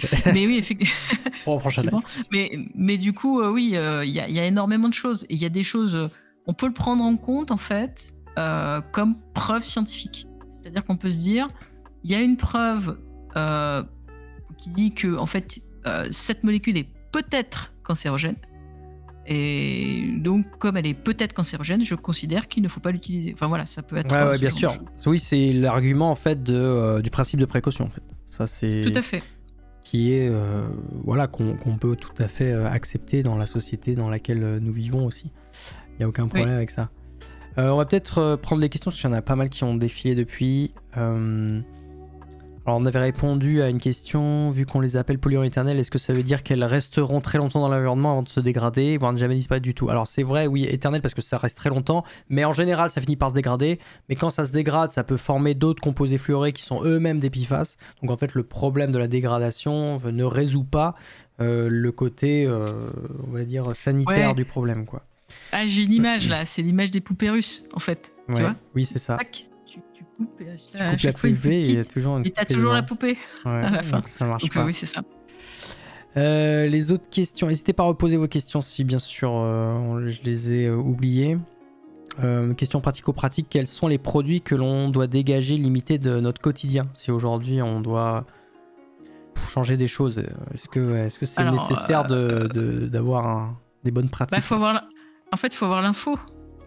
Et oui, on n'a pas l'info. Le problème, c'est que, non, pas forcément l'information. Déjà, il faudra regarder sur le site public de la potabilité de votre eau et voir si. Je suis même pas sûr que publiquement la valeur des PFAS soit affichée. Parce que j'avais vu une fois, je m'étais renseigné sur la potabilité de l'eau. Vous pouvez normalement vérifier le niveau de tout un tas de caractéristiques physico-chimiques de l'eau que vous buvez. Mais je suis pas sûr que le niveau des PFAS il soit encore. Alors, normalement, si c'est dans la directive de l'eau, ça devrait être le cas. Ok. Donc changer d'eau du robinet si vous dépassez le seuil de 10 ppt, bien sûr. Non, je sais plus. Non, mais normalement, vrai, il doit y avoir un traitement qui doit permettre justement de réduire la concentration. Hein, mais à partir du moment où la concentration est supérieure au seuil, l'eau n'est pas considérée comme potable. Oui, donc en vrai, vous n'avez pas trop à vous soucier de ça. Oui, il peut vérifier si chacun veut essayer de se rassurer et aller voir que c'est bien contrôlé chez soi. c'est toujours possible. Je pense qu'aujourd'hui, c'est plutôt les corps de métier qui sont en contact avec ces PFAS, donc les gens qui travaillent dans ces industries-là.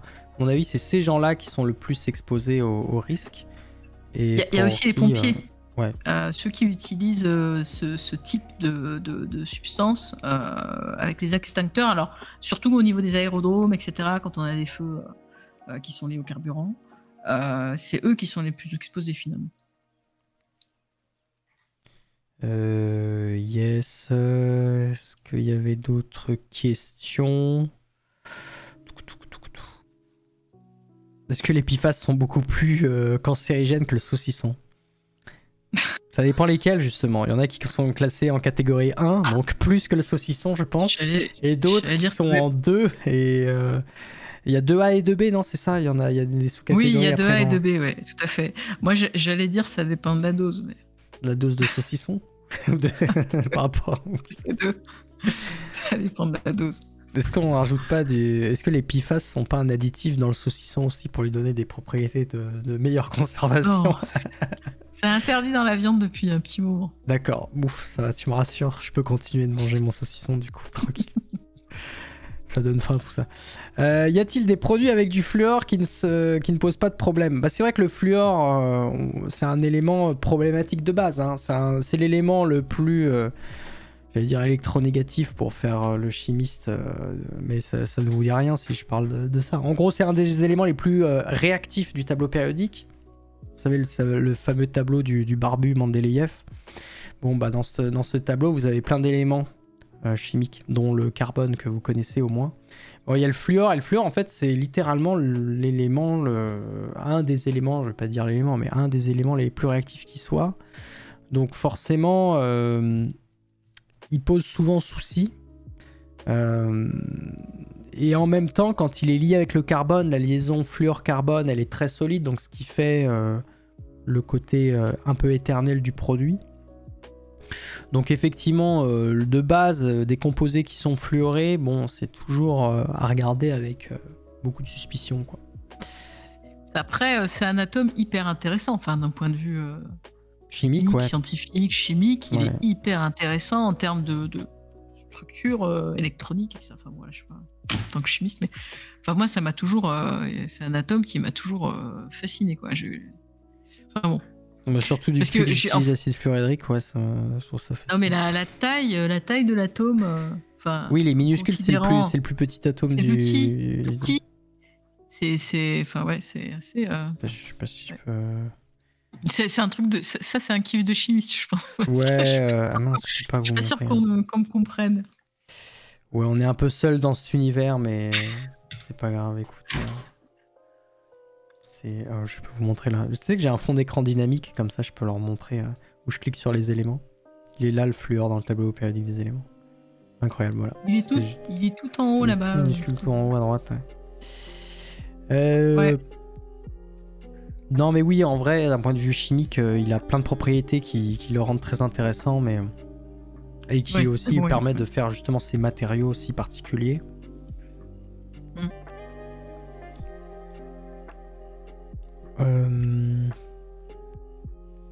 Ouais, on a fait le tour des questions là. J'ai cru voir d'autres trucs là. Ah oui, si je repose la question, si on pouvait revenir sur les poêles, j'avais vu passer des articles sur une toxicité de certains gaz libérés à des températures qui sont utilisés dans certains types de cuisson. Qu'en est-il? Je pense que quelqu'un d'autre a déjà écrit un premier commentaire sur le sujet. Il y a un exemple au cas où. Alors il y a un exemple de. C'est un exemple investigable. Ça a l'air de vraiment perturber les gens, cette histoire de cycle de température sur les poêles qui libèrent Mais ce qui est dingue en plus, c'est que la plupart des journalistes qui ont fait des vidéos sur le sujet des poêles ont dit dans leurs vidéos que le problème n'était pas la poêle. Ah ouais. En fait, le problème, c'est pas au cours de l'utilisation de la poêle. C'est-à-dire qu'il peut y avoir des résidus moléculaires, mais c'est pas ça qui va créer de la fumée. Si votre poêle, elle fume, honnêtement, c'est qu'il y a un problème. Enfin, si elle est en téflon et qu'elle fume, il y a un problème de conception, il y a un problème chimique, il y a un truc qui va pas. Et c'est pas le téflon qui brûle en vrai, ça doit être d'autres éléments. Non, c'est autre chose. Alors il faut quand même avoir en tête une chose, c'est qu'une poêle, c'est pas juste de l'alu et du téflon, c'est un multicouche, donc il y a d'autres couches en dessous. Après, si vous achetez une poêle, j'allais dire pas très chère, et pas très bien faite, et puis sur lequel c'est pas forcément du... On vous dit que c'est du téflon et c'est pas du téflon, oui, ça peut créer de la fumée, ouais, effectivement. C'est que ça n'a pas fini de polymériser. Il y a un problème quelque part. Hein. Je sais pas. Faut que vous finissiez vous-même la poêle. Mais on se marre, mais en fait, c'est ce qui arrive avec les poêles métalliques. Le culottage, c'est... je sais pas si tu sais ce que c'est, le culottage. Non, je sais pas. Culottage des poêles. Ça, moi, ça me fait penser à la culotte, c'est tout. Ouais, alors en fait, c'est les poêles métalliques. Donc, parce qu'on parle des poêles en téflon, si on veut les remplacer, généralement, les gens pensent poêles en inox, par exemple. Voilà. Alors, il faut savoir que la surface du métal, généralement, elle est rugueuse. Alors, on ne les voit pas, les rugosités, elles sont microscopiques, mais c'est rugueux. C'est pour ça que ça accroche, en fait. Donc, généralement, ce qu'on fait en cuisine, c'est qu'on met de l'huile, or huile tournesol ou autre, on fait brûler cette huile. Donc, en fait, on dégrade l'huile, on la fait fumer, pour qu'elle crée un polymère, en fait. Voilà. Donc, un polymère qui va ensuite être résistant. Donc, on monte en température jusqu'à ce que ça commence à fumer, pas au-delà. C'est-à-dire qu'on ne va pas complètement dégrader l'huile.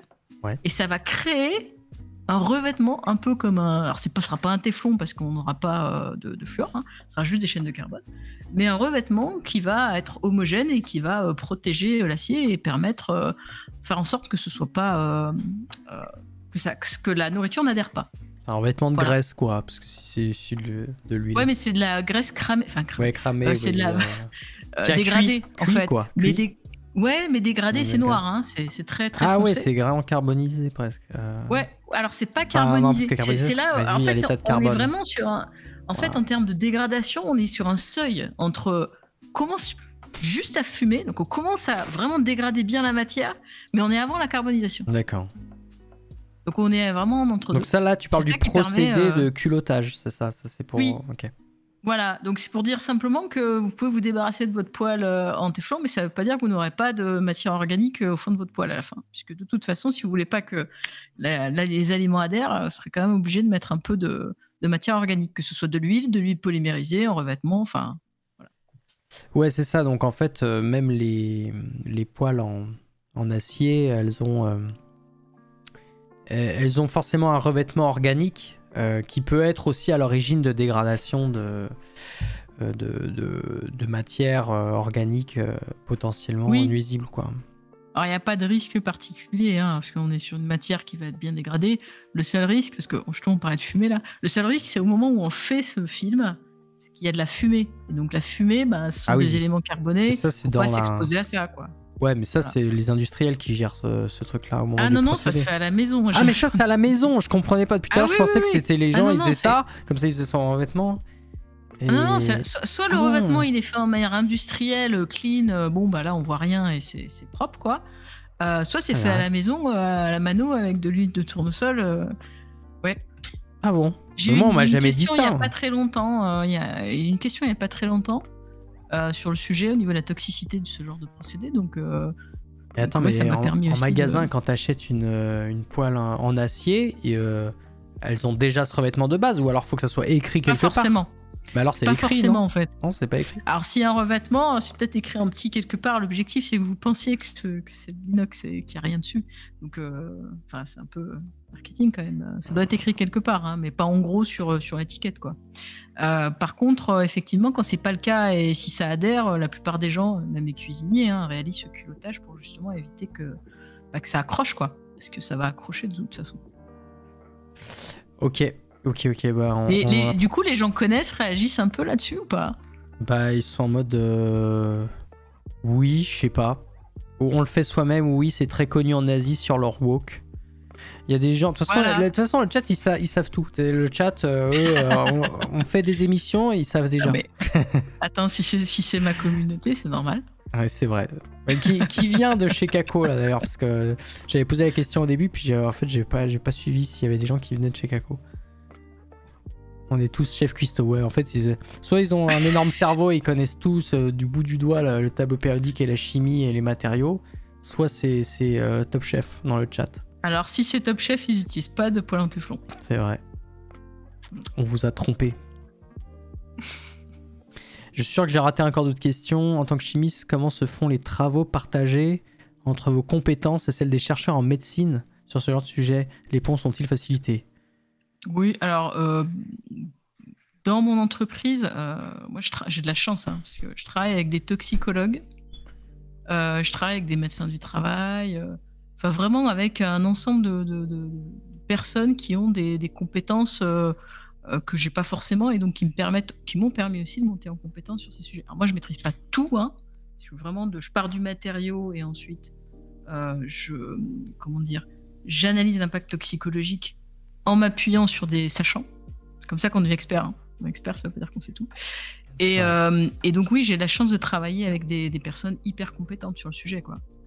C'est super important. En fait, on peut pas être bon en matière organique, bon en toxicologie, être en plus docteur en médecine. Enfin, ça c'est pas possible. À un moment donné, voilà.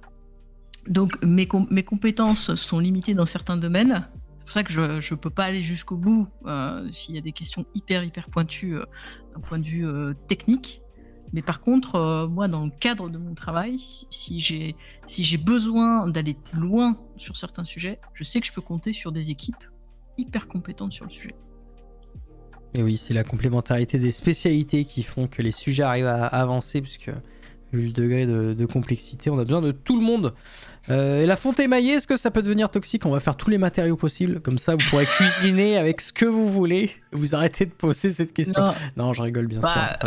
Non, mais vous avez, enfin, tout ce qui est métallique, il y a il n'y a pas de fluor. En fait, ça marche? Bah non. Alors, il y a plusieurs types de poils. Il y a les poils métalliques sur lesquels les risques, c'est potentiellement les petites particules métalliques au bout d'un moment, quoi. C'est pour ça qu'on a tendance à mettre un revêtement. Il y a aussi ce qu'on appelle... en fait, on a des poils en céramique.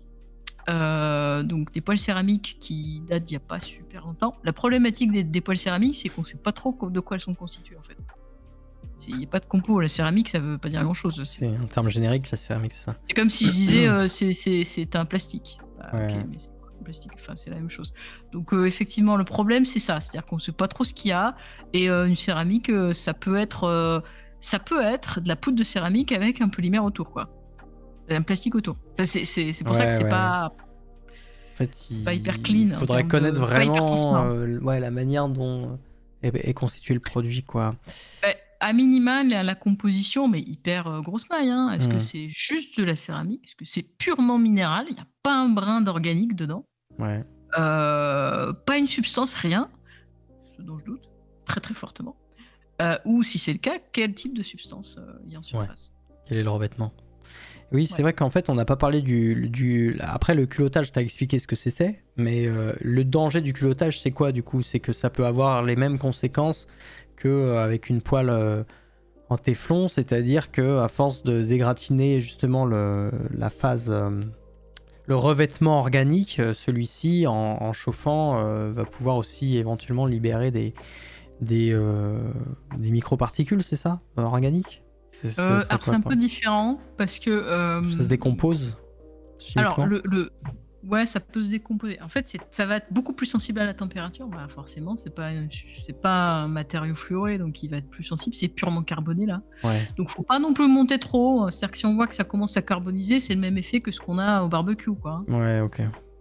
Donc, c'est plutôt ça. Si on voit que ça fume, la fumée, elle, est potentiellement problématique parce que bah, on brûle, c'est comme si on brûlait une matière organique, donc on inhale des fumées, quoi. C'est pas terrible. Et par contre, alors attends, est-ce que j'ai fini? Oui, donc il y a ça. Et puis, potentiellement, elle peut potentiellement se dégrader en fonction de ce qu'on fait cuire.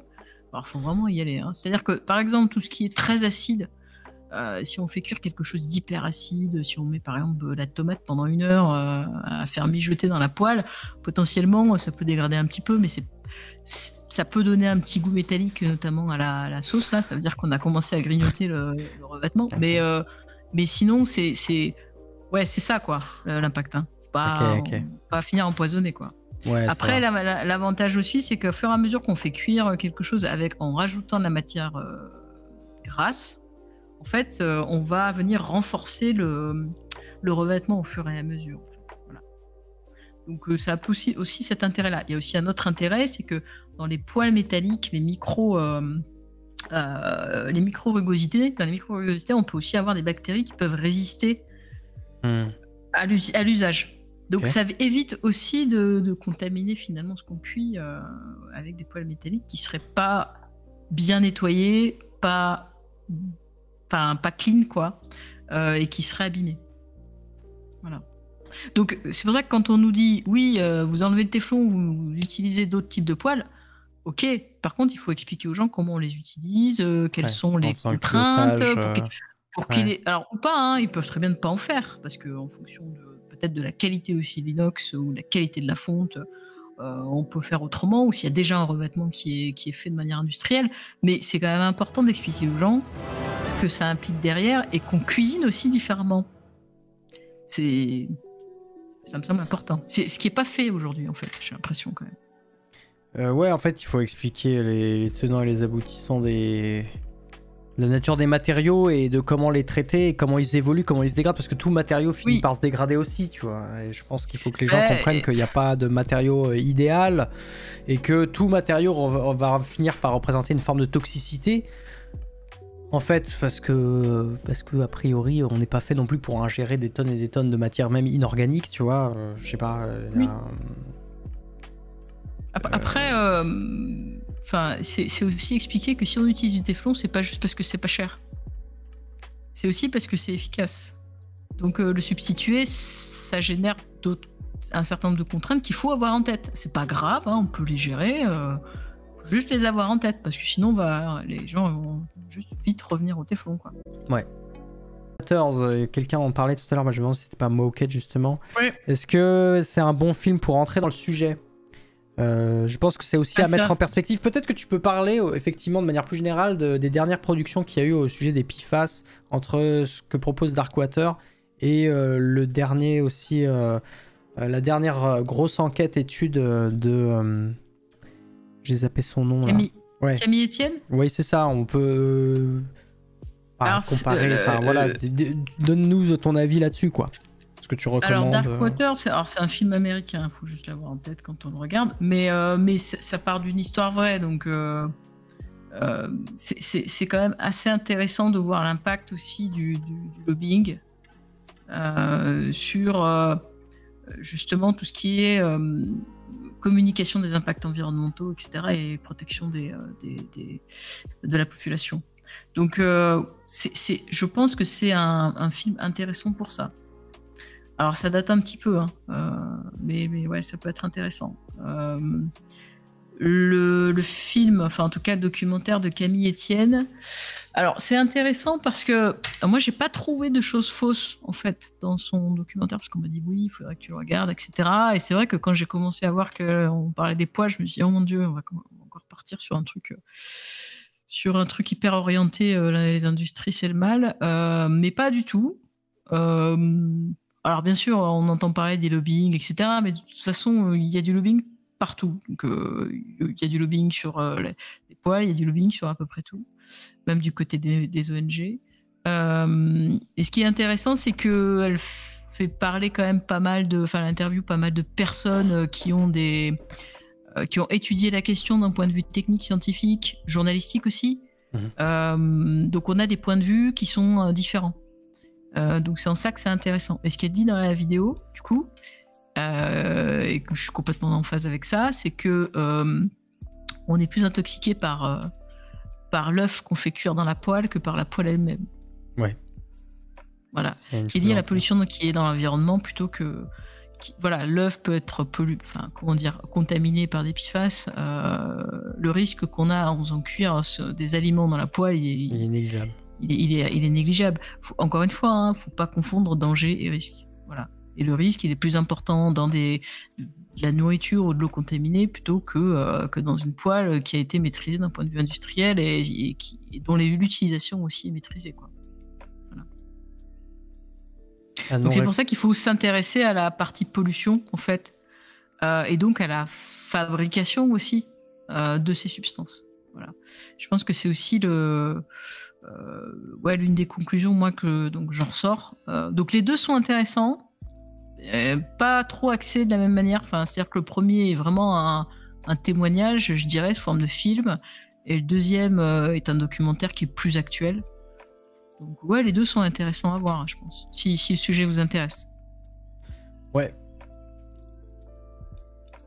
Bah, merci d'avoir fait ton retour là-dessus.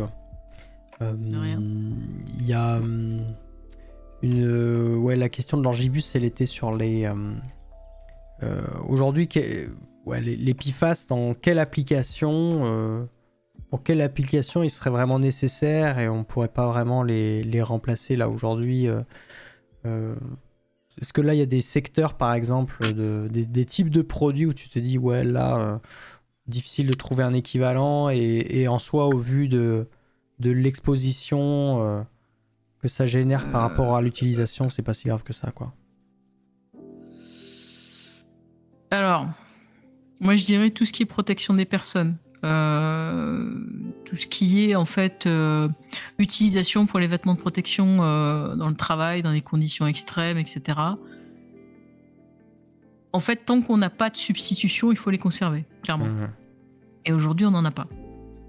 On a amélioré les conditions de travail, c'est pas pour les réduire. Enfin voilà, il faut peser en fait les risques quand on interdit une substance. Voilà.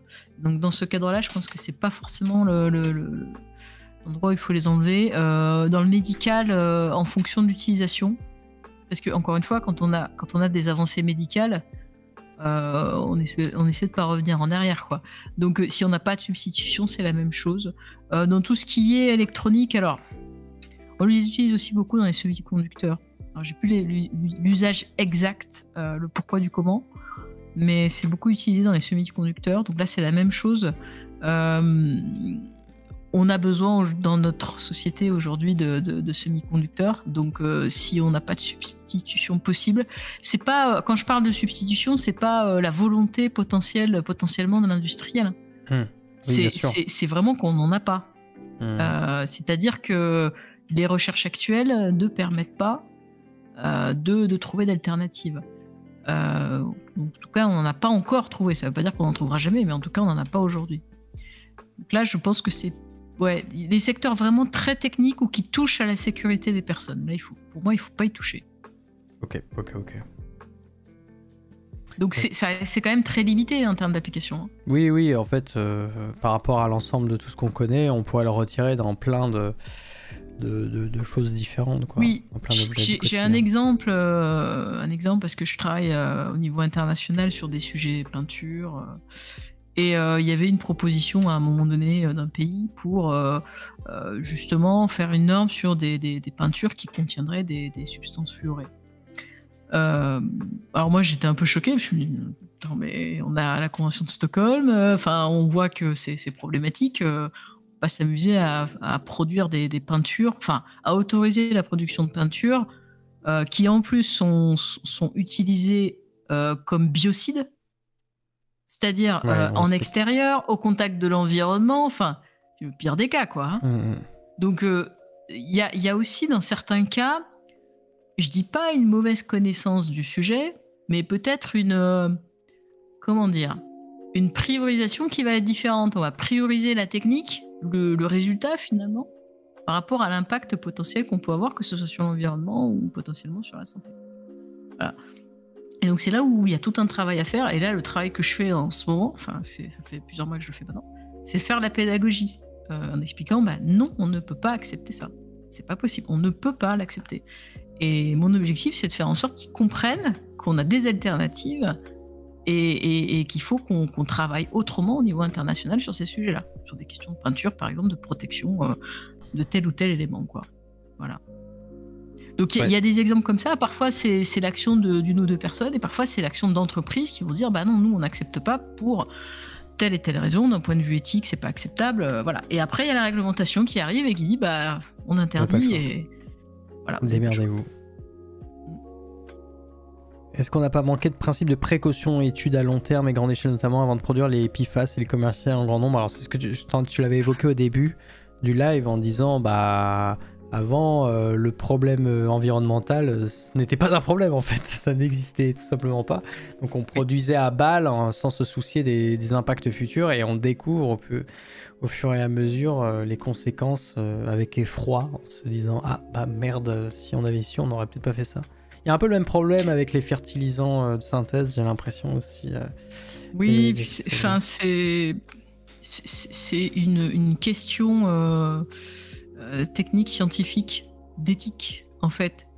Est-ce qu'on attend le résultat des études d'impact environnementaux, toxicologiques, épidémiologiques, avant de commercialiser une substance? Surtout quand ça peut prendre des années.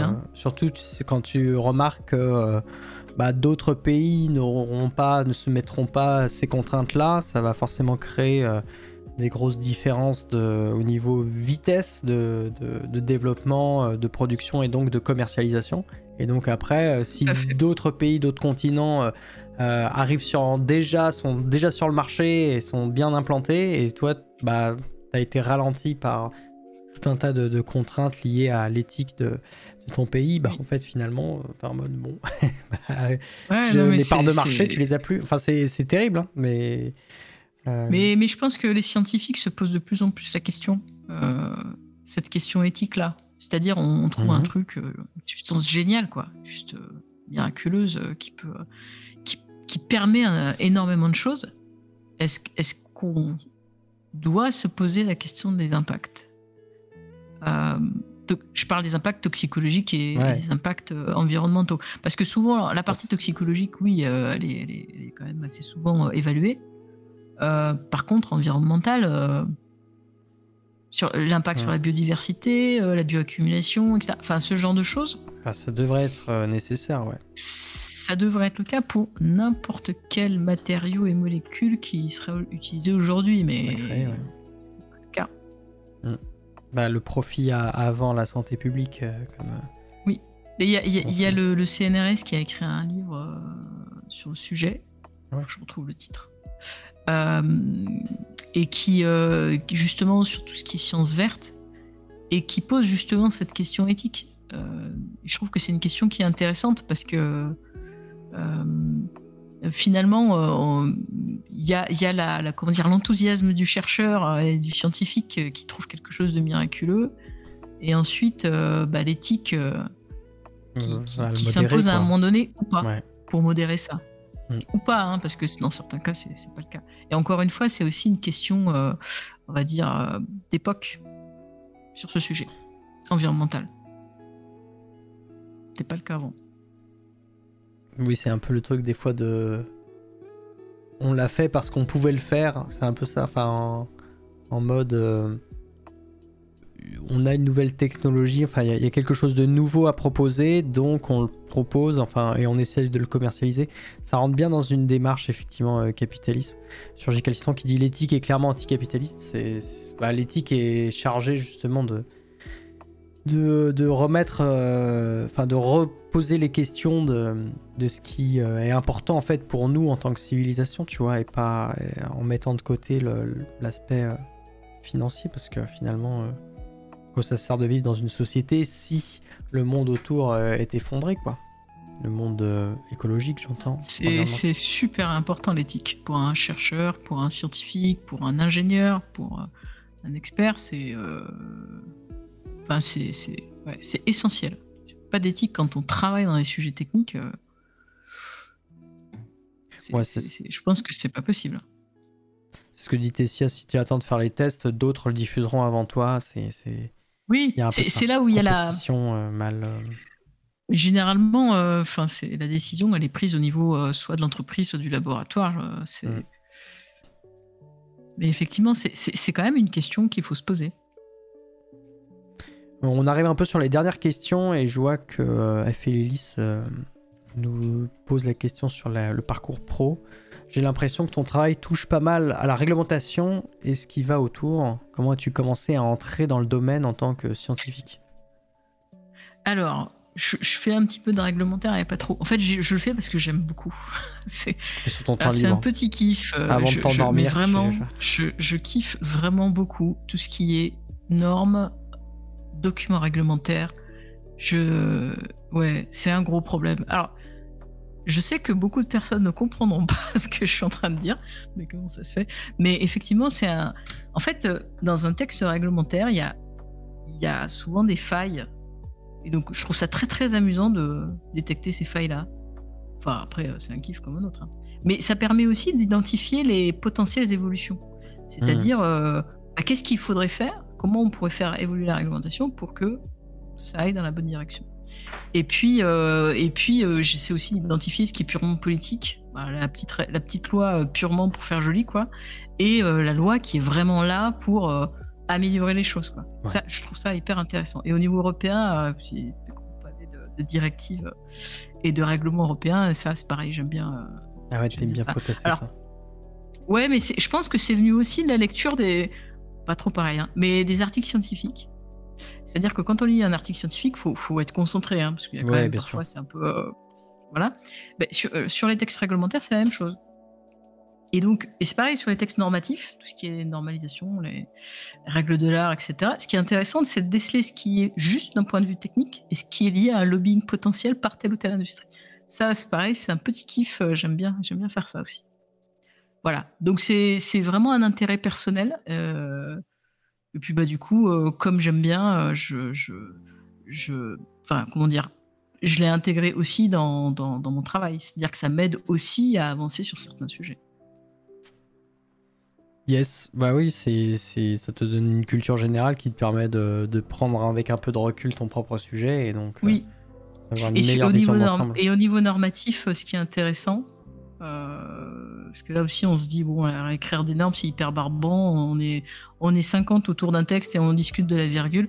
En fait, ce qui est intéressant, c'est de faire en sorte que, enfin, moi mon intérêt, hein, c'est que ce qu'il y a dans les normes corresponde à une vérité technique et scientifique. J'ai pas envie de faire laisser passer des lobbying X ou Y. Donc c'est ça mon objectif. Oui. Vraiment mon objectif, c'est que ça corresponde vraiment à la réalité. À une réalité technique et scientifique. Ouais. Oui, parce que ça, j'y tiens énormément. C'est ce qu'on peut reprocher effectivement des fois au pouvoir public de pas avoir connaissance en fait de la réalité scientifique d'un domaine et en fait d'être dans les choux à vouloir réglementer les choses de la mauvaise manière entre guillemets ou d'être hors sol dans la réglementation qui en fait serait trop un frein. En fait, une bonne norme finalement c'est une norme qui connaît suffisamment bien son milieu pour pouvoir l'ajuster et en juger de manière correcte, ni trop ni pas assez. Parce que si c'est pas assez, la norme sert à rien. Et si c'est trop, en fait, ça va miner l'économie aussi quelque part et les industriels. Donc c'est toute la difficulté, c'est d'être dans le juste milieu, quoi. Ouais, il faut avoir une bonne connaissance aussi protéger sans handicaper, quoi. En fait, c'est ça. Ouais, il faut avoir une bonne connaissance aussi de toute la filière industrielle derrière qui serait impactée, des conséquences. Et puis, c'est ça qui est intéressant. C'est pas que technique.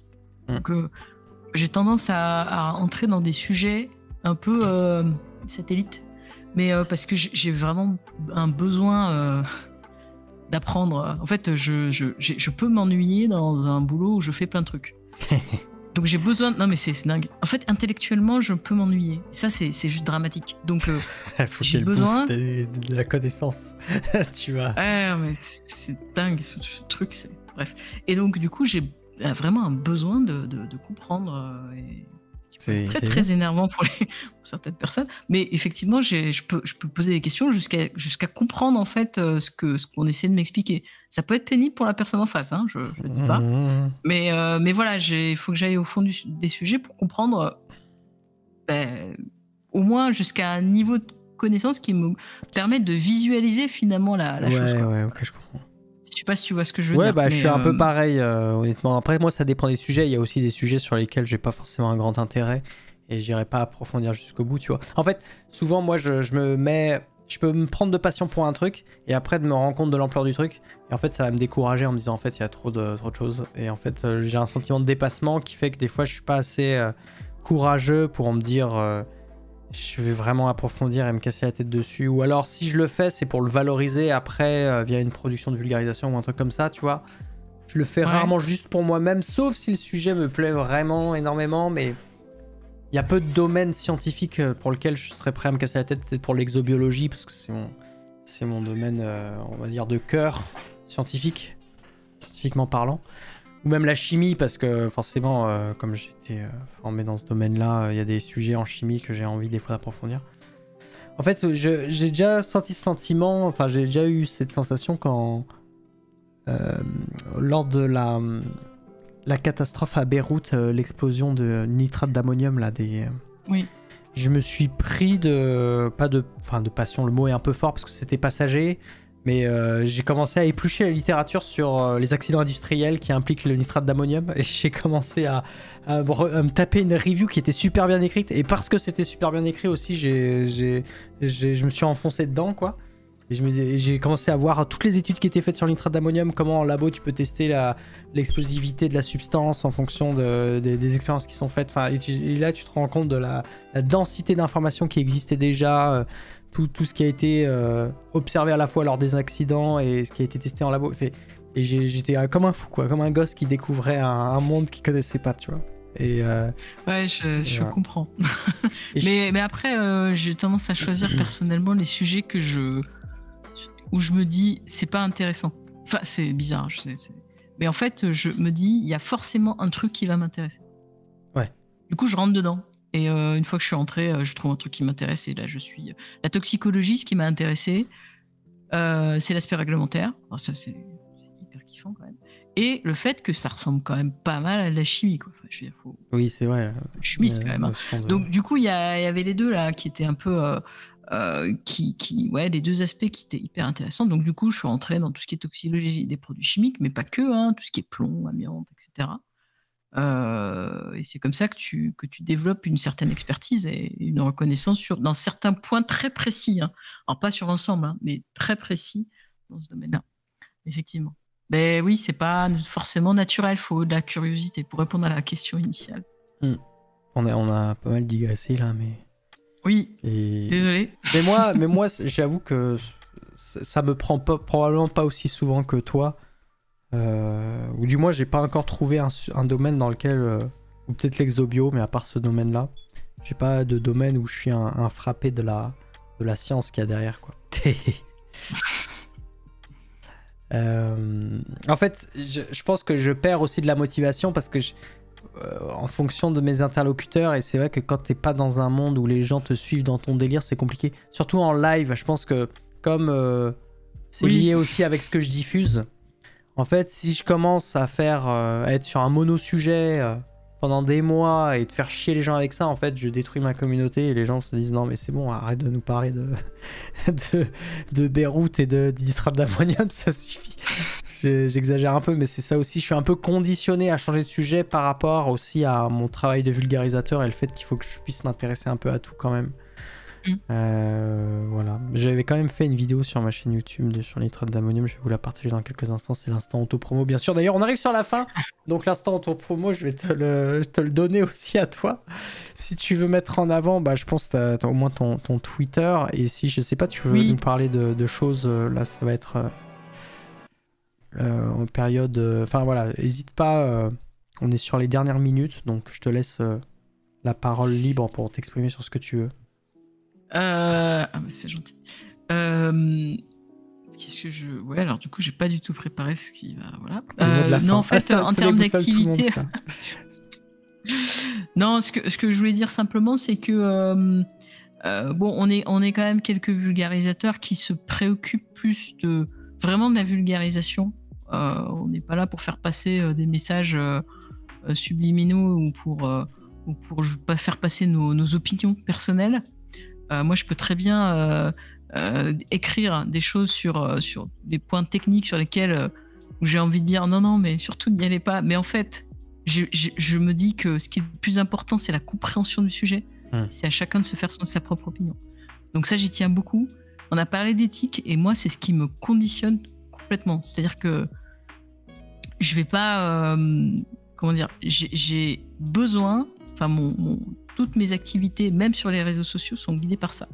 Si à un moment donné, je vois que je considère que quelque chose n'est pas éthique, je le fais pas. Voilà, tout simplement. C'est pareil dans mon boulot et dans ma vie de tous les jours. Donc, si vous souhaitez me suivre, vous pouvez me retrouver sur Twitter, sur X en tout cas.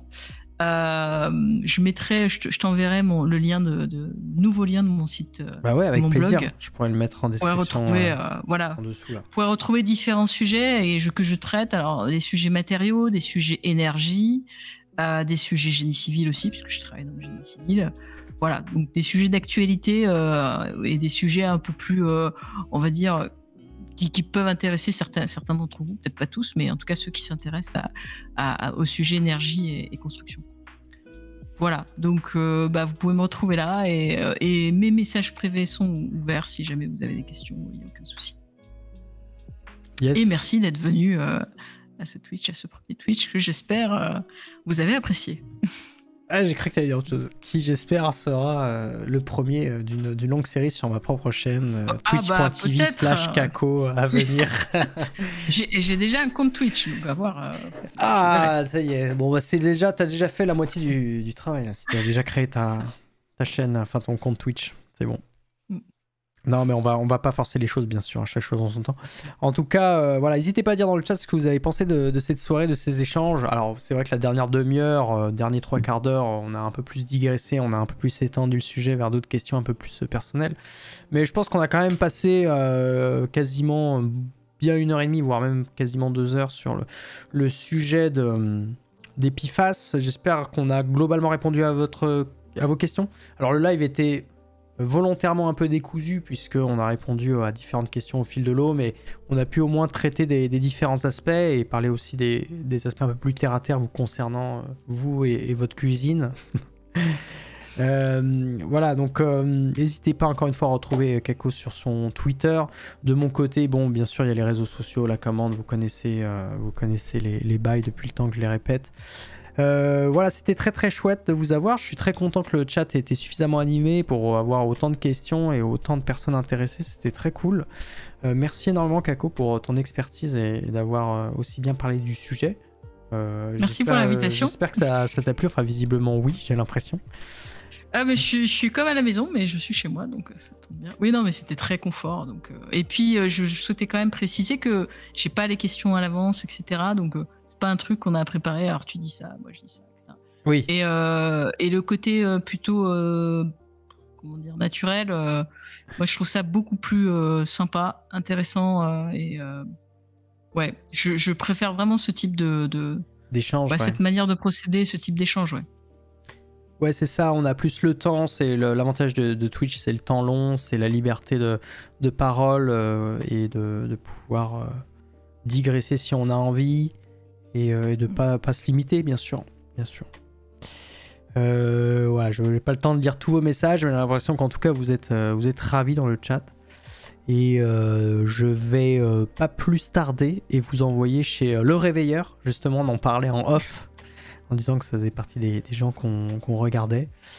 Le Réveilleur qui est un peu sur finalement les mêmes thématiques, énergie, climat, enfin toi un peu moins climat, mais au moins énergie et puis thématique environnementale. Donc c'est pas si éloigné que ça, je pense que ça va pouvoir faire un petit parallèle. Voilà, je pense qu'on a fait le tour. Je n'ai vu que la fin, mais hâte de voir la rediff. Ah oui, c'est vrai, la rediff, merci Aubin d'avoir écrit ce message. Je peux au moins vous dire qu'il y aura une rediffusion sur ma chaîne YouTube, tout ce qu'on prend replay. Je sais pas quand est-ce qu'on est là, on est quoi? On est mardi. Ouais, je pense que week-end prochain, ça doit pouvoir se faire. Voilà. Cool. Au niveau timing, ça devrait être ça. Je lance le raid. Ouais, c'est bon, j'ai trouvé le réveilleur. En tout cas, je vous remercie tous et toutes d'avoir été là. Je remercie en particulier donc vous de nous avoir écoutés d'une part, les viewers qui ont écrit, ceux qui ont posé des questions, ceux qui n'ont rien écrit mais qui ont écouté, merci. Je remercie en particulier la modération, Germain, Elvis qui a été là, je sais pas si t'étais le seul modo, j'ai pas trop fait gaffe mais il me semble que c'était principalement toi le plus actif. Je remercie également Mathéus encore une fois pour son raid de tout à l'heure et la princesse du stream qui a claqué un sub que j'ai pas pu remercier à l'oral. Donc voilà. Des bisous à tous, je vous souhaite une très très bonne soirée. Je vous envoie chez Le Réveilleur. Le raid va partir dans quelques instants. Et puis avec Kako, on vous souhaite une très bonne nuit. On va leur dire au revoir. On leur fait des bisous. Bonne nuit, au revoir, à bientôt peut-être. Et Kako, on va rester vite fait en vocal pour se dire au revoir. Allez, des bisous, ciao, bye bye. Merci à tous. Et puis à jeudi pour le prochain live. Ciao, bye bye.